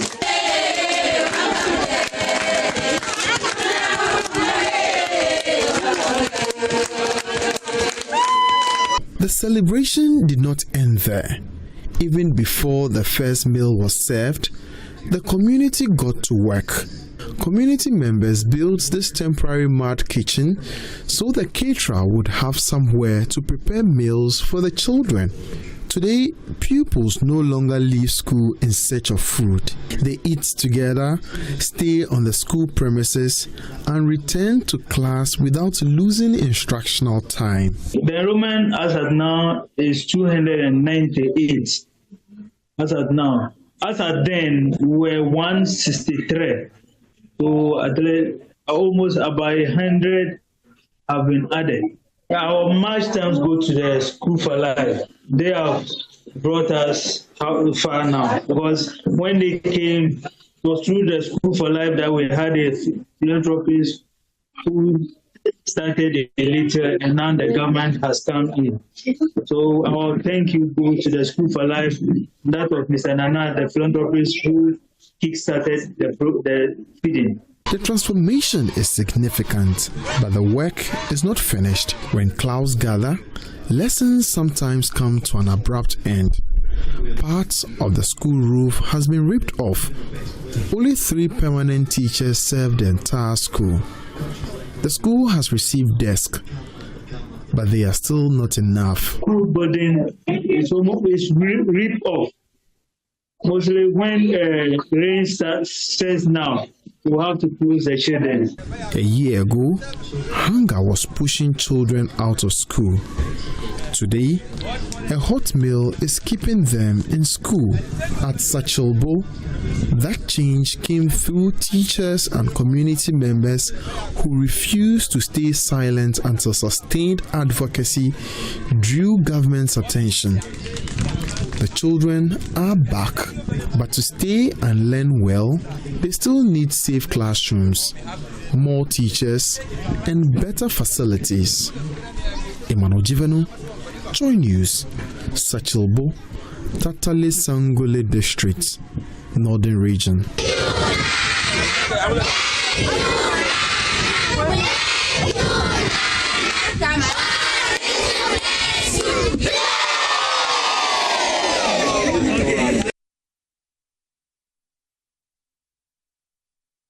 You're still watching the polls here on Joy News. Skin bleaching remains a growing public health concern, with dermatologists warning of the dangers associated with the misuse of skin lightening products and the social pressures that drive many people to alter their natural skin tones. As part of efforts to promote healthier skin choices, dermatologists are advocating increased public education as the world celebrates World Skin Day and the theme, Love Your Skin, Better Knowledge, Better Skin Health. Joining me in the studio to discuss more on this are Dr. Shaibu Ibrahim, who is a physician specialist and dermatologist fellow in training, and Dr. Rosemary Ayine, who is a physician specialist and dermatology fellow in training as well. Lady and gentlemen, welcome to the program. I want to begin with the lady. Thank you. This year's theme is a very interesting theme. What do you think the theme has in relation with skin bleaching? Okay, thank you, and good afternoon to your viewers. Our theme is all about protecting your skin, being comfortable in your natural skin tone. So this World Skin Day, the society, which is the Ghana Society of Dermatologists, we decided to highlight the menace of skin bleaching, and we've also decided to talk about people being comfortable in their skin tone. So we are addressing the menace of skin bleaching, and we are also talking about colleagues who are people living with albinism. So we also want to address the stigma that is associated with the condition as well. So that is basically what we want to address this day today, which is the World Skin Health Day. As a dermatologist, what are some of the reasons people give for wanting to bleach their skin? All right, thank you very much, and good afternoon to viewers. There are a number of reasons why people would want to bleach their skin. Some might even be tenable medically. But in our environment, I think one of the key reasons why people want to bleach their skin is because naturally society seems to adore the brighter colors. So people naturally want to look a certain way in order to belong or to increase their social value on the dating market and in other circles. So that's one reason. So it's got psychological and social sides to it. And then, like I said, even medically, occasionally we may have to bleach people to achieve something, but that is a medically controlled way of doing it. So people who have extensive pigment issues like vitiligo, there is a famous story of Michael Jackson. We may have to bleach other parts of the skin to blend in. People who have post-inflammatory hyperpigmentation, we may want to do something about it, the areas that are dark and all that. But these are medically controlled, and these are things that can be supported by the science. Dr. Awindaugo, how do we advise people to love their skin and stop bleaching, to curtail the habit of bleaching? So it's a very difficult thing to do, because in 2016, one of our professors, Professor Latte, and there were other researches that were carried out in Kumasi, found out that about 50.3%, that's almost half of the people in their community-based study. So this study was done in 2016. There was another one done, I think, in 2020 as well, and the figures were similar. So it tells us that the problem is much deeper than we think. And these people, like my colleague said, some of them actually, in the research, was found out that some of them actually knew the effects, but they still went ahead because the social acceptability is a very difficult thing to navigate. And, the problems that are associated with skin bleaching are not only evident on the skin. Right. They can be systemic as well. There can be organ problems. So people can develop hypertension, they can develop diabetes, there can be kidney failure. Other organs can also fail based on whatever agents they are using to try to lighten the skin. So some of these agents are actually very dangerous and unregulated. And so it's a problem. So on this day, we want to highlight this and tell them that, look, you need to feel comfortable in your skin. Anybody who would accept you socially because they think you look a certain way, you should question their love for you. And because one day you may not be able to carry it for long. When they find out who you truly are they going to leave you? So yes. I always get shocked when people engage in skin bleach. I've never been a fan of it. I've never. Well, so I mean, don't it be shocks shocked, me because when men people are also. The research found almost about 25% of the population they surveyed. Right. The men, yes. So I think you should do the survey well, because this 50%, I think, is about 70%. And it didn't matter across all men, economic. Women, yes, educated, children. Uneducated, exactly. I think, yes, let's talk about that. Yes. Because I think one worrying trend that I've seen is that the bleaching has now become hereditary. That if the mother bleaches, the husband bleaches. The children the child follow. They give birth to, they give the same cream to the child to bleach the child. Yes. This is something that is harmful to even adults. The dangers of bleaching a child. Should I give it to you, Dr. Ibrahim? Yeah, sure. Let's go. The dangers of bleaching adults. We know how dangerous it is. How about children?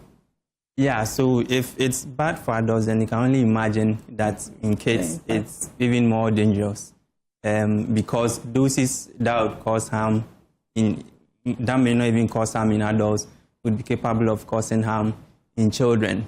Then some of these children would grow up with a certain mindset, exactly what we are trying to fight. And then they would propagate this kind of mindset. Becomes even a bigger problem. So the systemic or medical complications are similar for both adults and children. Just that the risk is even higher for kids because they have more, how do I put it, organs that are even more at risk of some of these damages. Let's look at the demography of the people who mostly bleach or are likely to bleach. We are told that people living in coastal areas are more likely to bleach their skins than people living in inland. Is that true? Well, I may differ. It depends. We probably have to do the survey all over again. The one done in 2016 was done in a coastal fishing town, so you can conclude. But we have others which have been done as well, and in other countries, especially West African countries, and the trend is similar, and mainly because of the social acceptability. So I wouldn't say it's limited to the coastal areas, maybe a little bit more, maybe because it was surveyed there, but it certainly cuts across society, and it's a danger. There are several agents that have been used to bleach. And some of them, actually, the common one you would hear is hydroquinone. So it's in most of the cosmetic products that are on the market, unregulated. But lots of Western countries have banned it. And in 2017, the Food and Drugs Authority in Ghana also banned this product from being used in cosmetics or whatever preparations, so that to try and address this menace. But you still find it on the shelves. And now what is actually happening is that people bring it, they have the effects, you examine them, you see the effects, they bring whatever they are using, and it's not listed. So people are even now going to the extent of producing them and not writing it on it because they know what it is. But once people use it, they get the effect they want, they are happy, they go on with it. But it's only short-lived. You'll be lighter, you'll be even just for a few weeks, and then the effects begin. There are those who also probably do not even know that the creams they are using are bleaching their skin. What are some of the things to look out for if you are shopping for a cream to use on your body? Yeah, that's a very good question. And to continue from where my boss left off, like she was saying, because of the criminality around some of these chemicals, people have devised means not declare them even on the bottles or on those products.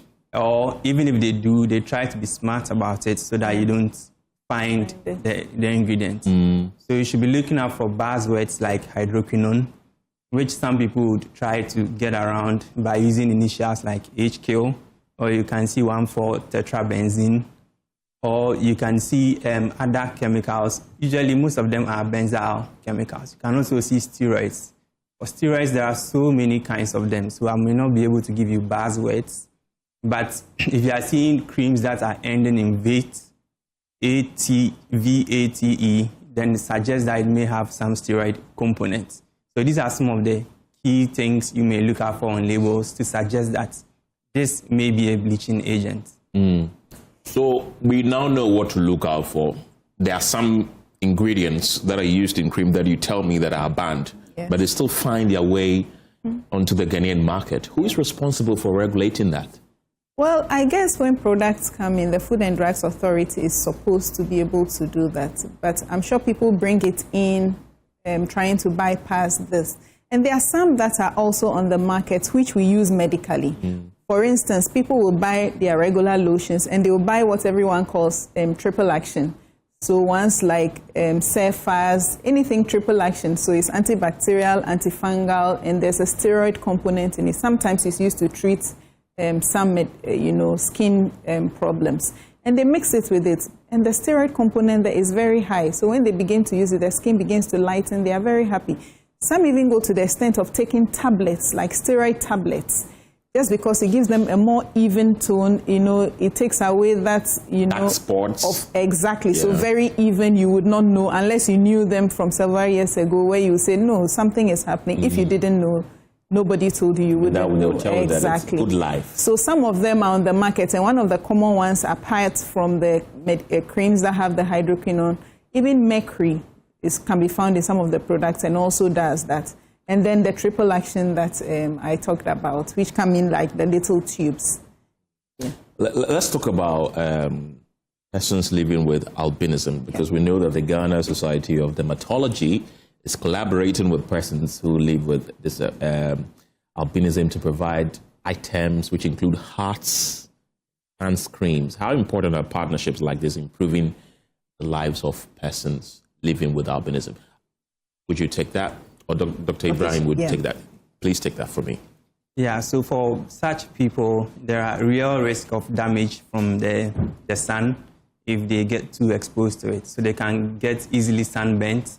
They can get what we call seborrheic keratosis, which can also evolve into some forms of cancer. So for them, it's important that we make them understand that they have a unique skin, so they may not be able to handle the sun the way everybody else does, and so they have to get extra protection.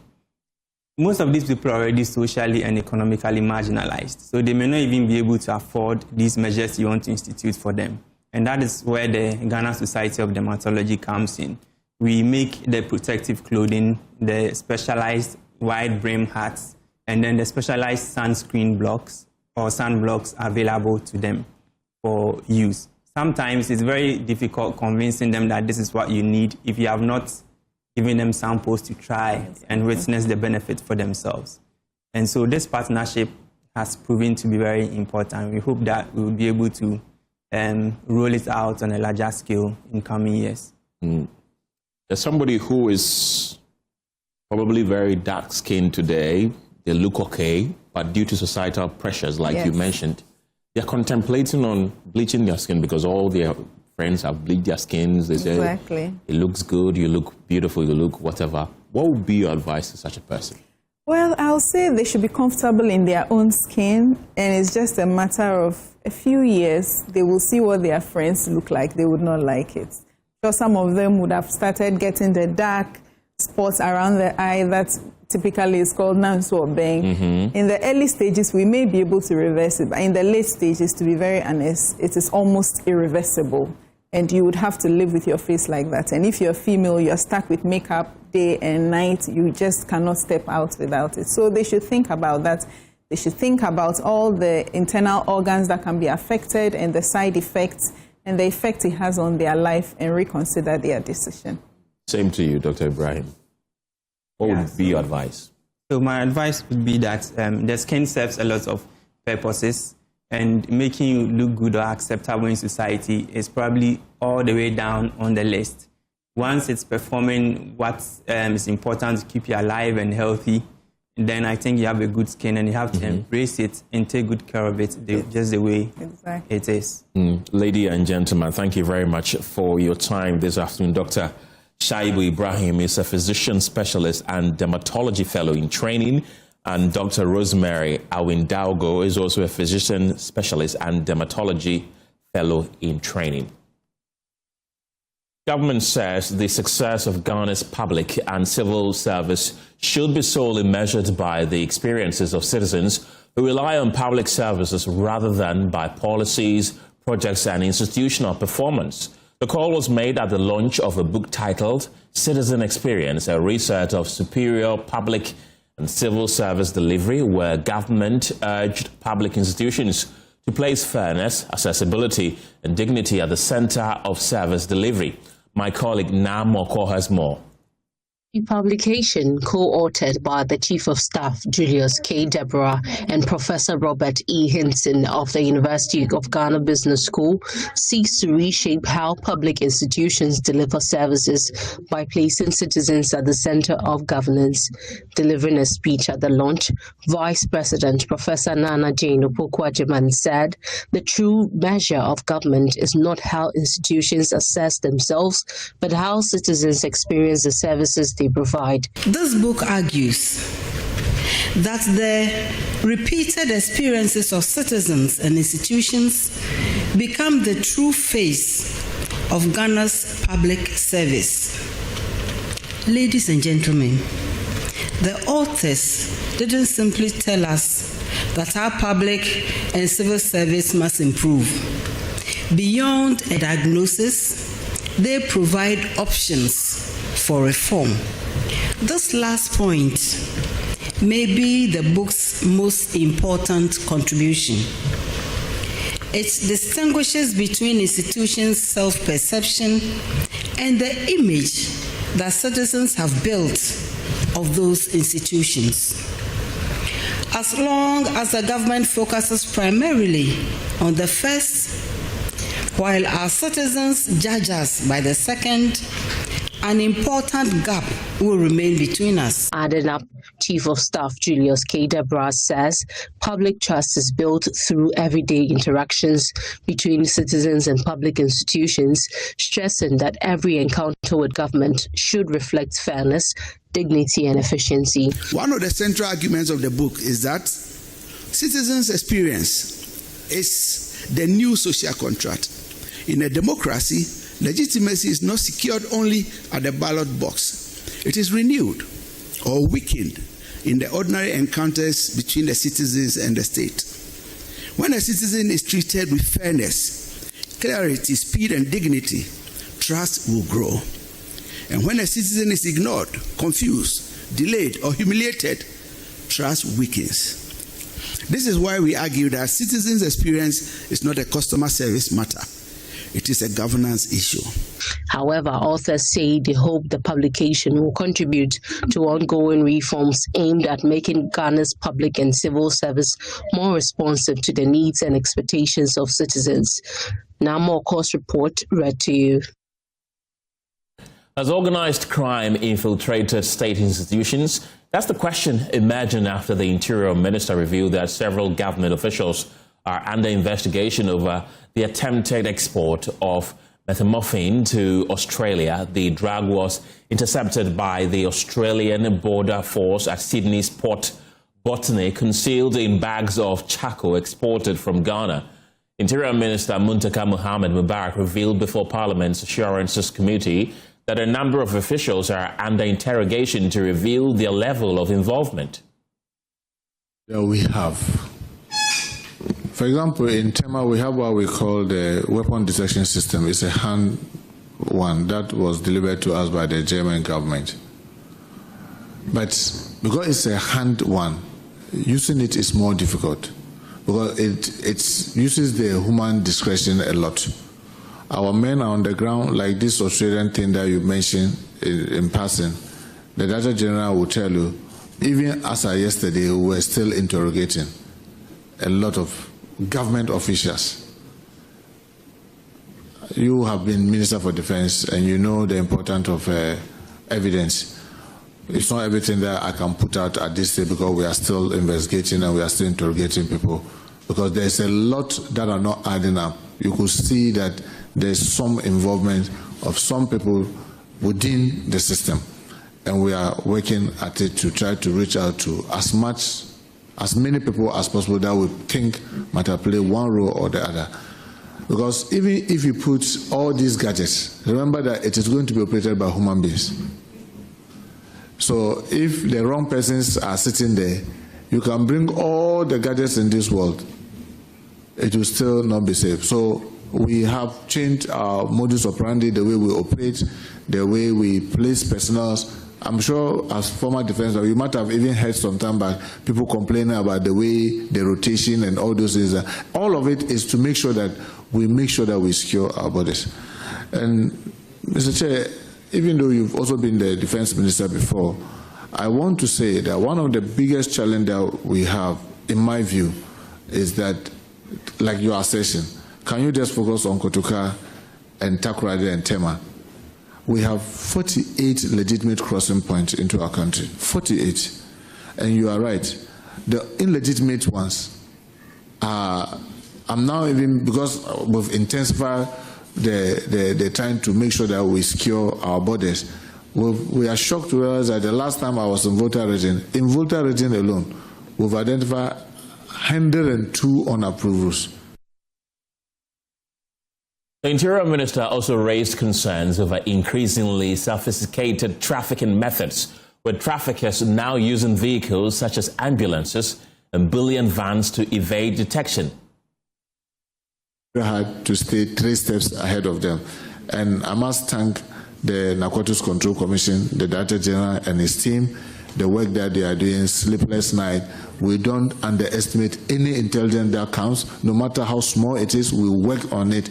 And thank also the generality of Ghanaians, because 90% of the bust that we've had are not based on just we going out, it's just based on people offering to come forward and give us information.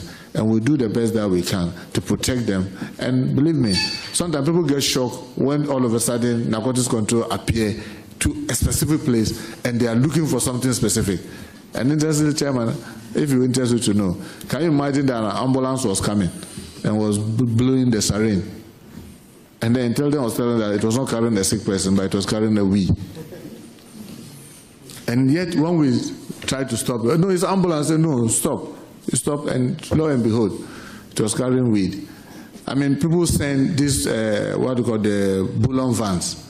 They go to offload Bank of Ghana cash into cities, and when they are going, they carry weed, and then they will blowing the siren, and we open way for them to go through with their drugs. And based on the intelligence and people informant, we're able to track. And I'm not saying this because maybe he's sitting next to me. I'm just so proud of the general I mean, the work that he's doing, uncompromising, very firm. No matter who you are, he will just tell you that this one, it is only God and the court that can free you. After ours is to make sure that we prosecute. So.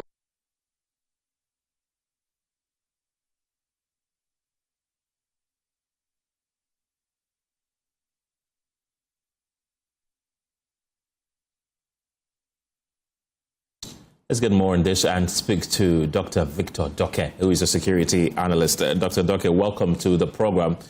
Now, these are the challenges that have been outlaid by the Interior Minister, saying that now they're concealing drugs in ambulances to evade detection. How do we as a country be several steps ahead of these drug traffickers? Well, thank you very much, Carlos. I think the situation is there in a sense that for us to now be picking up information or intelligence with regards to the modus operandi of criminals is worrying, because we as an institution should be able to be one step ahead of these criminal elements. But it seems that the criminal elements are ahead of state institutions, and that is very worrying. That begs the question, what is happening with regards to capacity building for the state institutions to detect these criminal elements? Now, the whole issue surrounding, transportation of drugs through these mediums tells us that the criminal networks have found a way around the state institutions, activities or standard operation procedures. And so this is why I support the ban of sirens for every other person not related to the most important people who are supposed to use the sirens. It has become a worry. Just this morning, right from my road towards, N1, 3 vehicles, a pickup, 2, SUVs, blared sirens. And you could clearly see with private numbers that they are not related to any state security. And so you would need to understand what exactly is happening with regards to enforcement. Dr. Doke, you would have to speak up for me, respectfully. Yeah, so you would need to understand what exactly is happening with regards to enforcement of the regulation, with regards to ban on siren use for non-important personalities of EVIPs. It is very important for a state to succeed with regards to tracking success, with regards to illicit drugs, illicit activities in the system. Then we have to align our institutions to the SOPs, and then the citizens must engage, understand, and then for us as a state, prosecute those who are found culpable, flouting the regulations. That is very important. And if we have regulations and then personalities are not respecting it, then we should set examples. We cannot, as a state, at this stage, right? Next year, we are here gearing towards 70 years, and we are still discussing on the table the same issues over and over again. How do we then become, respected with regards to our position on the globe and our position with regards to the citizens respecting us? The law must work. And if the law must work, we have to crack the whip. I think that's one language which the citizens will understand. Those who flout the law and then flout the regulation. Until we do that, my brother, we will have this conversation over and over again. We will not yield to any positive results. Do you think these are isolated incidents, or really Ghana is becoming a hotspot for these drug traffickers? The examples or the evidence that is, being enumerated, this is one of those. Have we forgotten the tipper truck that concealed drugs? And then, from the beginning of this administration, the number of illegalities that have gone on that were found out. It means that there is a cartel operating. And the cartels don't operate alone. They infiltrate some state institutions to get their way in. with regards to officials that would align to their objectives so that they can succeed. It is painting the country, the picture of the country in a bad light. And we cannot have that. So it takes the assertive leadership from the president, from the state institutions, for the minister to now name and shame. If investigations are ongoing, and it will be, an act of revealing information that would warrant the other members of the cartel to flee, then we need to have a way to deal with this situation. Other than that, then we are looking at our nation being a hub for criminal, drug, illicit activities, which is not good. I want to read a text we received from Professor Ayine. He says that the March 2025 heist has had the suspects escape and the evidence burnt by the Bank of Ghana. These are not isolated cases. There's a pattern to it. Institutions are infiltrated, leadership weak, and Ghana increasingly seen as a welcoming space. He seems to be confirming exactly what he's been telling us right now. Exactly so. Confirmation of how some state institutions, the personalities we have recruited, the inability to conduct further and better particular checks with regards to how these people are fit for the role that we have employed them to take up, pay them with taxpayers' money, and then engaging in illegalities that is being detrimental to the state, putting the state in a bad light. We need to rid the system of these illegalities and these personalities. So if the minister has identified that some officials are responsible and have been engaged, it is right for those officials to face the full rigors of the law. No excuses to that. The people are watching, civil society is watching, and you, the Fourth Estate, are watching how events will turn out. So the important thing now to do is to make sure that these officials, whoever they are, I can understand if we are not able to measure specifically which organizations they belong to. It's fine. But in the end, we need to make sure that these officials treat the full rigors of the law. Other than that, then we are creating an environment for this peace-loving country, which was unknown to be a hub for illicit activities to now become an avenue for transit of illegal, drugs, and which is not good for our international reputation. Interesting. And what would it mean if indeed government officials were proven to be involved in aiding these criminal gangs? It means that the system, the state institutions have been compromised. And you need to look at now getting rid of the bad elements in the state institutions. And how do you do that? Reformation. So those who have been identified, are they willing to talk? Are they willing to name and shame those of their associates? And that's one way we get rid of all the bad elements in the system. We are trying to build a robust system where state institutions should be independent and then serve with interest the mandate for which they were established. But if we are able to do all that, then we will get somewhere. If not, then it becomes a norm. Then, Carlos, you and I will just sit for these issues to happen again, and we will have this meeting over and over again. Yields positive results. And do you trust the Interior Minister to expose one of his own if indeed it is found out that some government officials are involved in this cabal?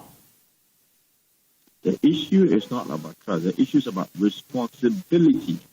What has the minister sworn to do with regards to his mandate? That is what he needs to do, irrespective of whoever belongs to his circle. He has to do it in the interest of the nation, Mother Ghana first of all, before any other peripheral interest. So if the minister has the interest of the nation at hand, thinking of what the nation's representation on the global stage is, and for us not to be labeled as a continent or a country which is what? Aiding in illegalities, then we would cooperate, name and shame, and provide the necessary coordination with regards to international cooperation when it comes to what?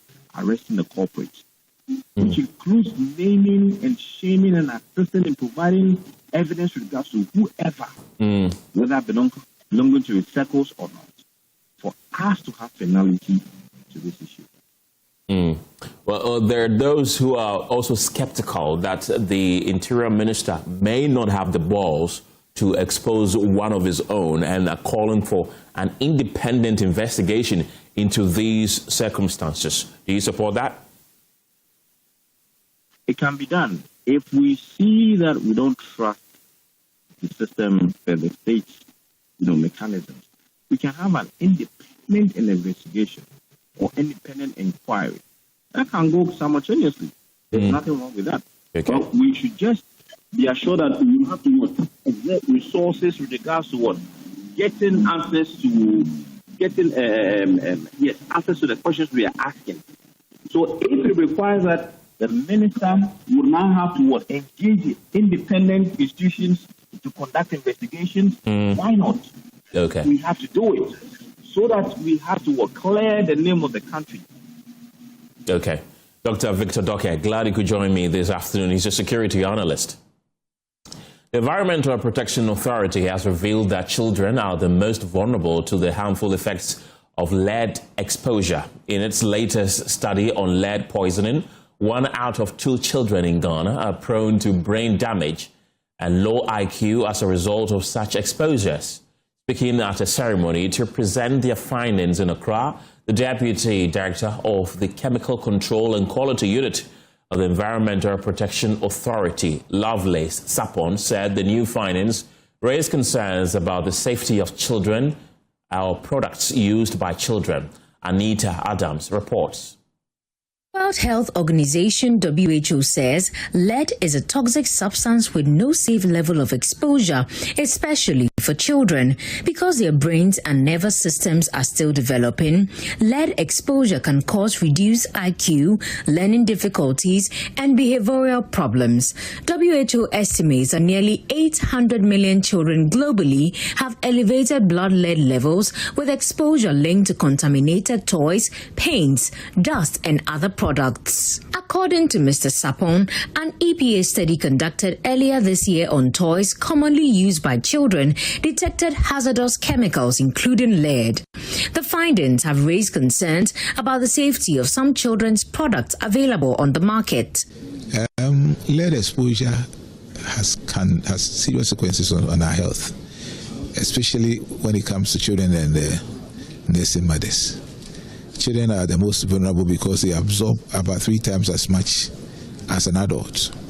And for the nursing mother or pregnant woman, the lead is able to cross the placenta and reach the fetus in the mother's womb. And so it's very, very critical that we raise awareness of these vulnerable stakeholders.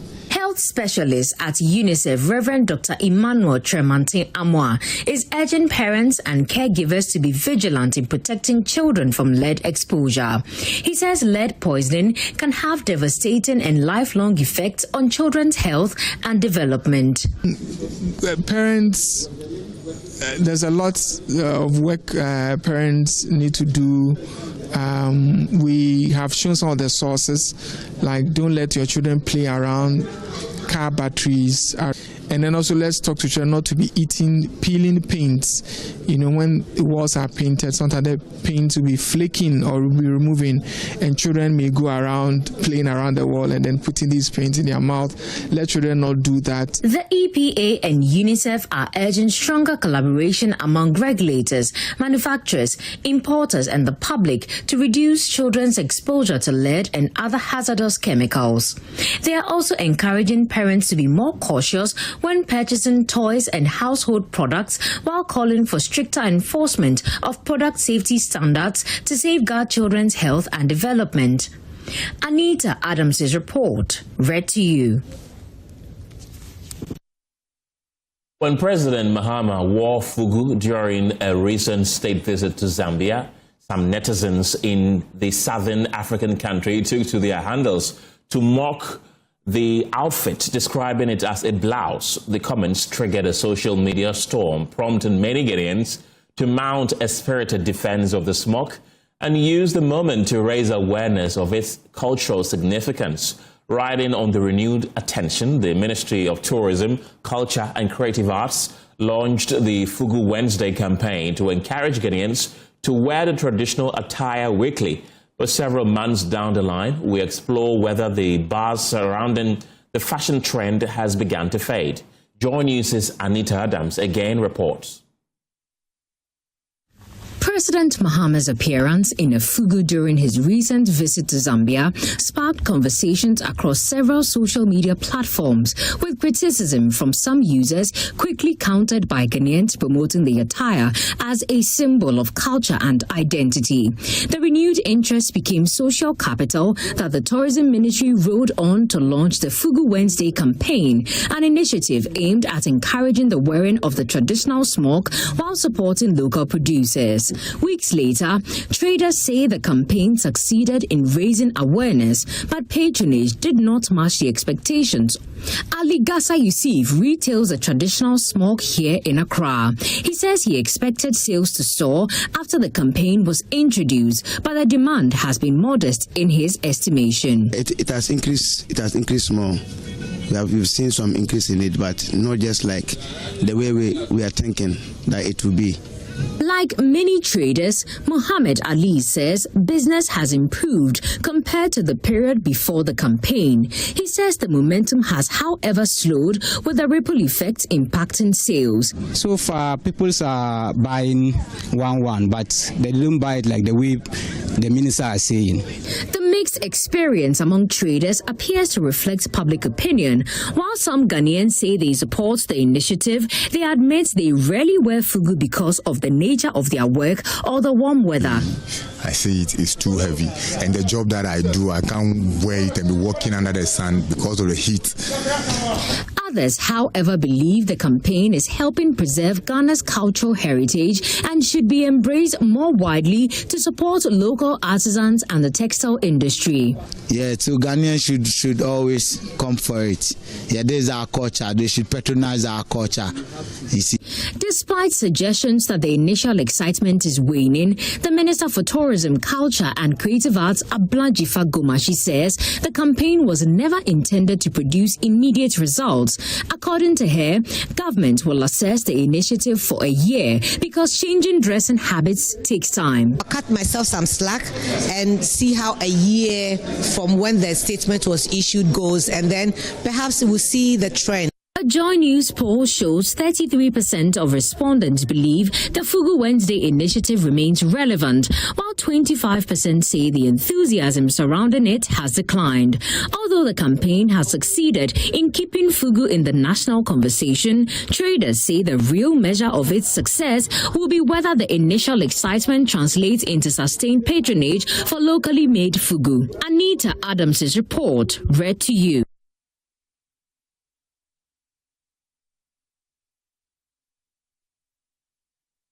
That's it for the pause this evening. For more news, you can log on to myjoyonline.com. The news team returns at 7 p.m. with News Prime. My name is Kenneth. Jesse, have a good evening.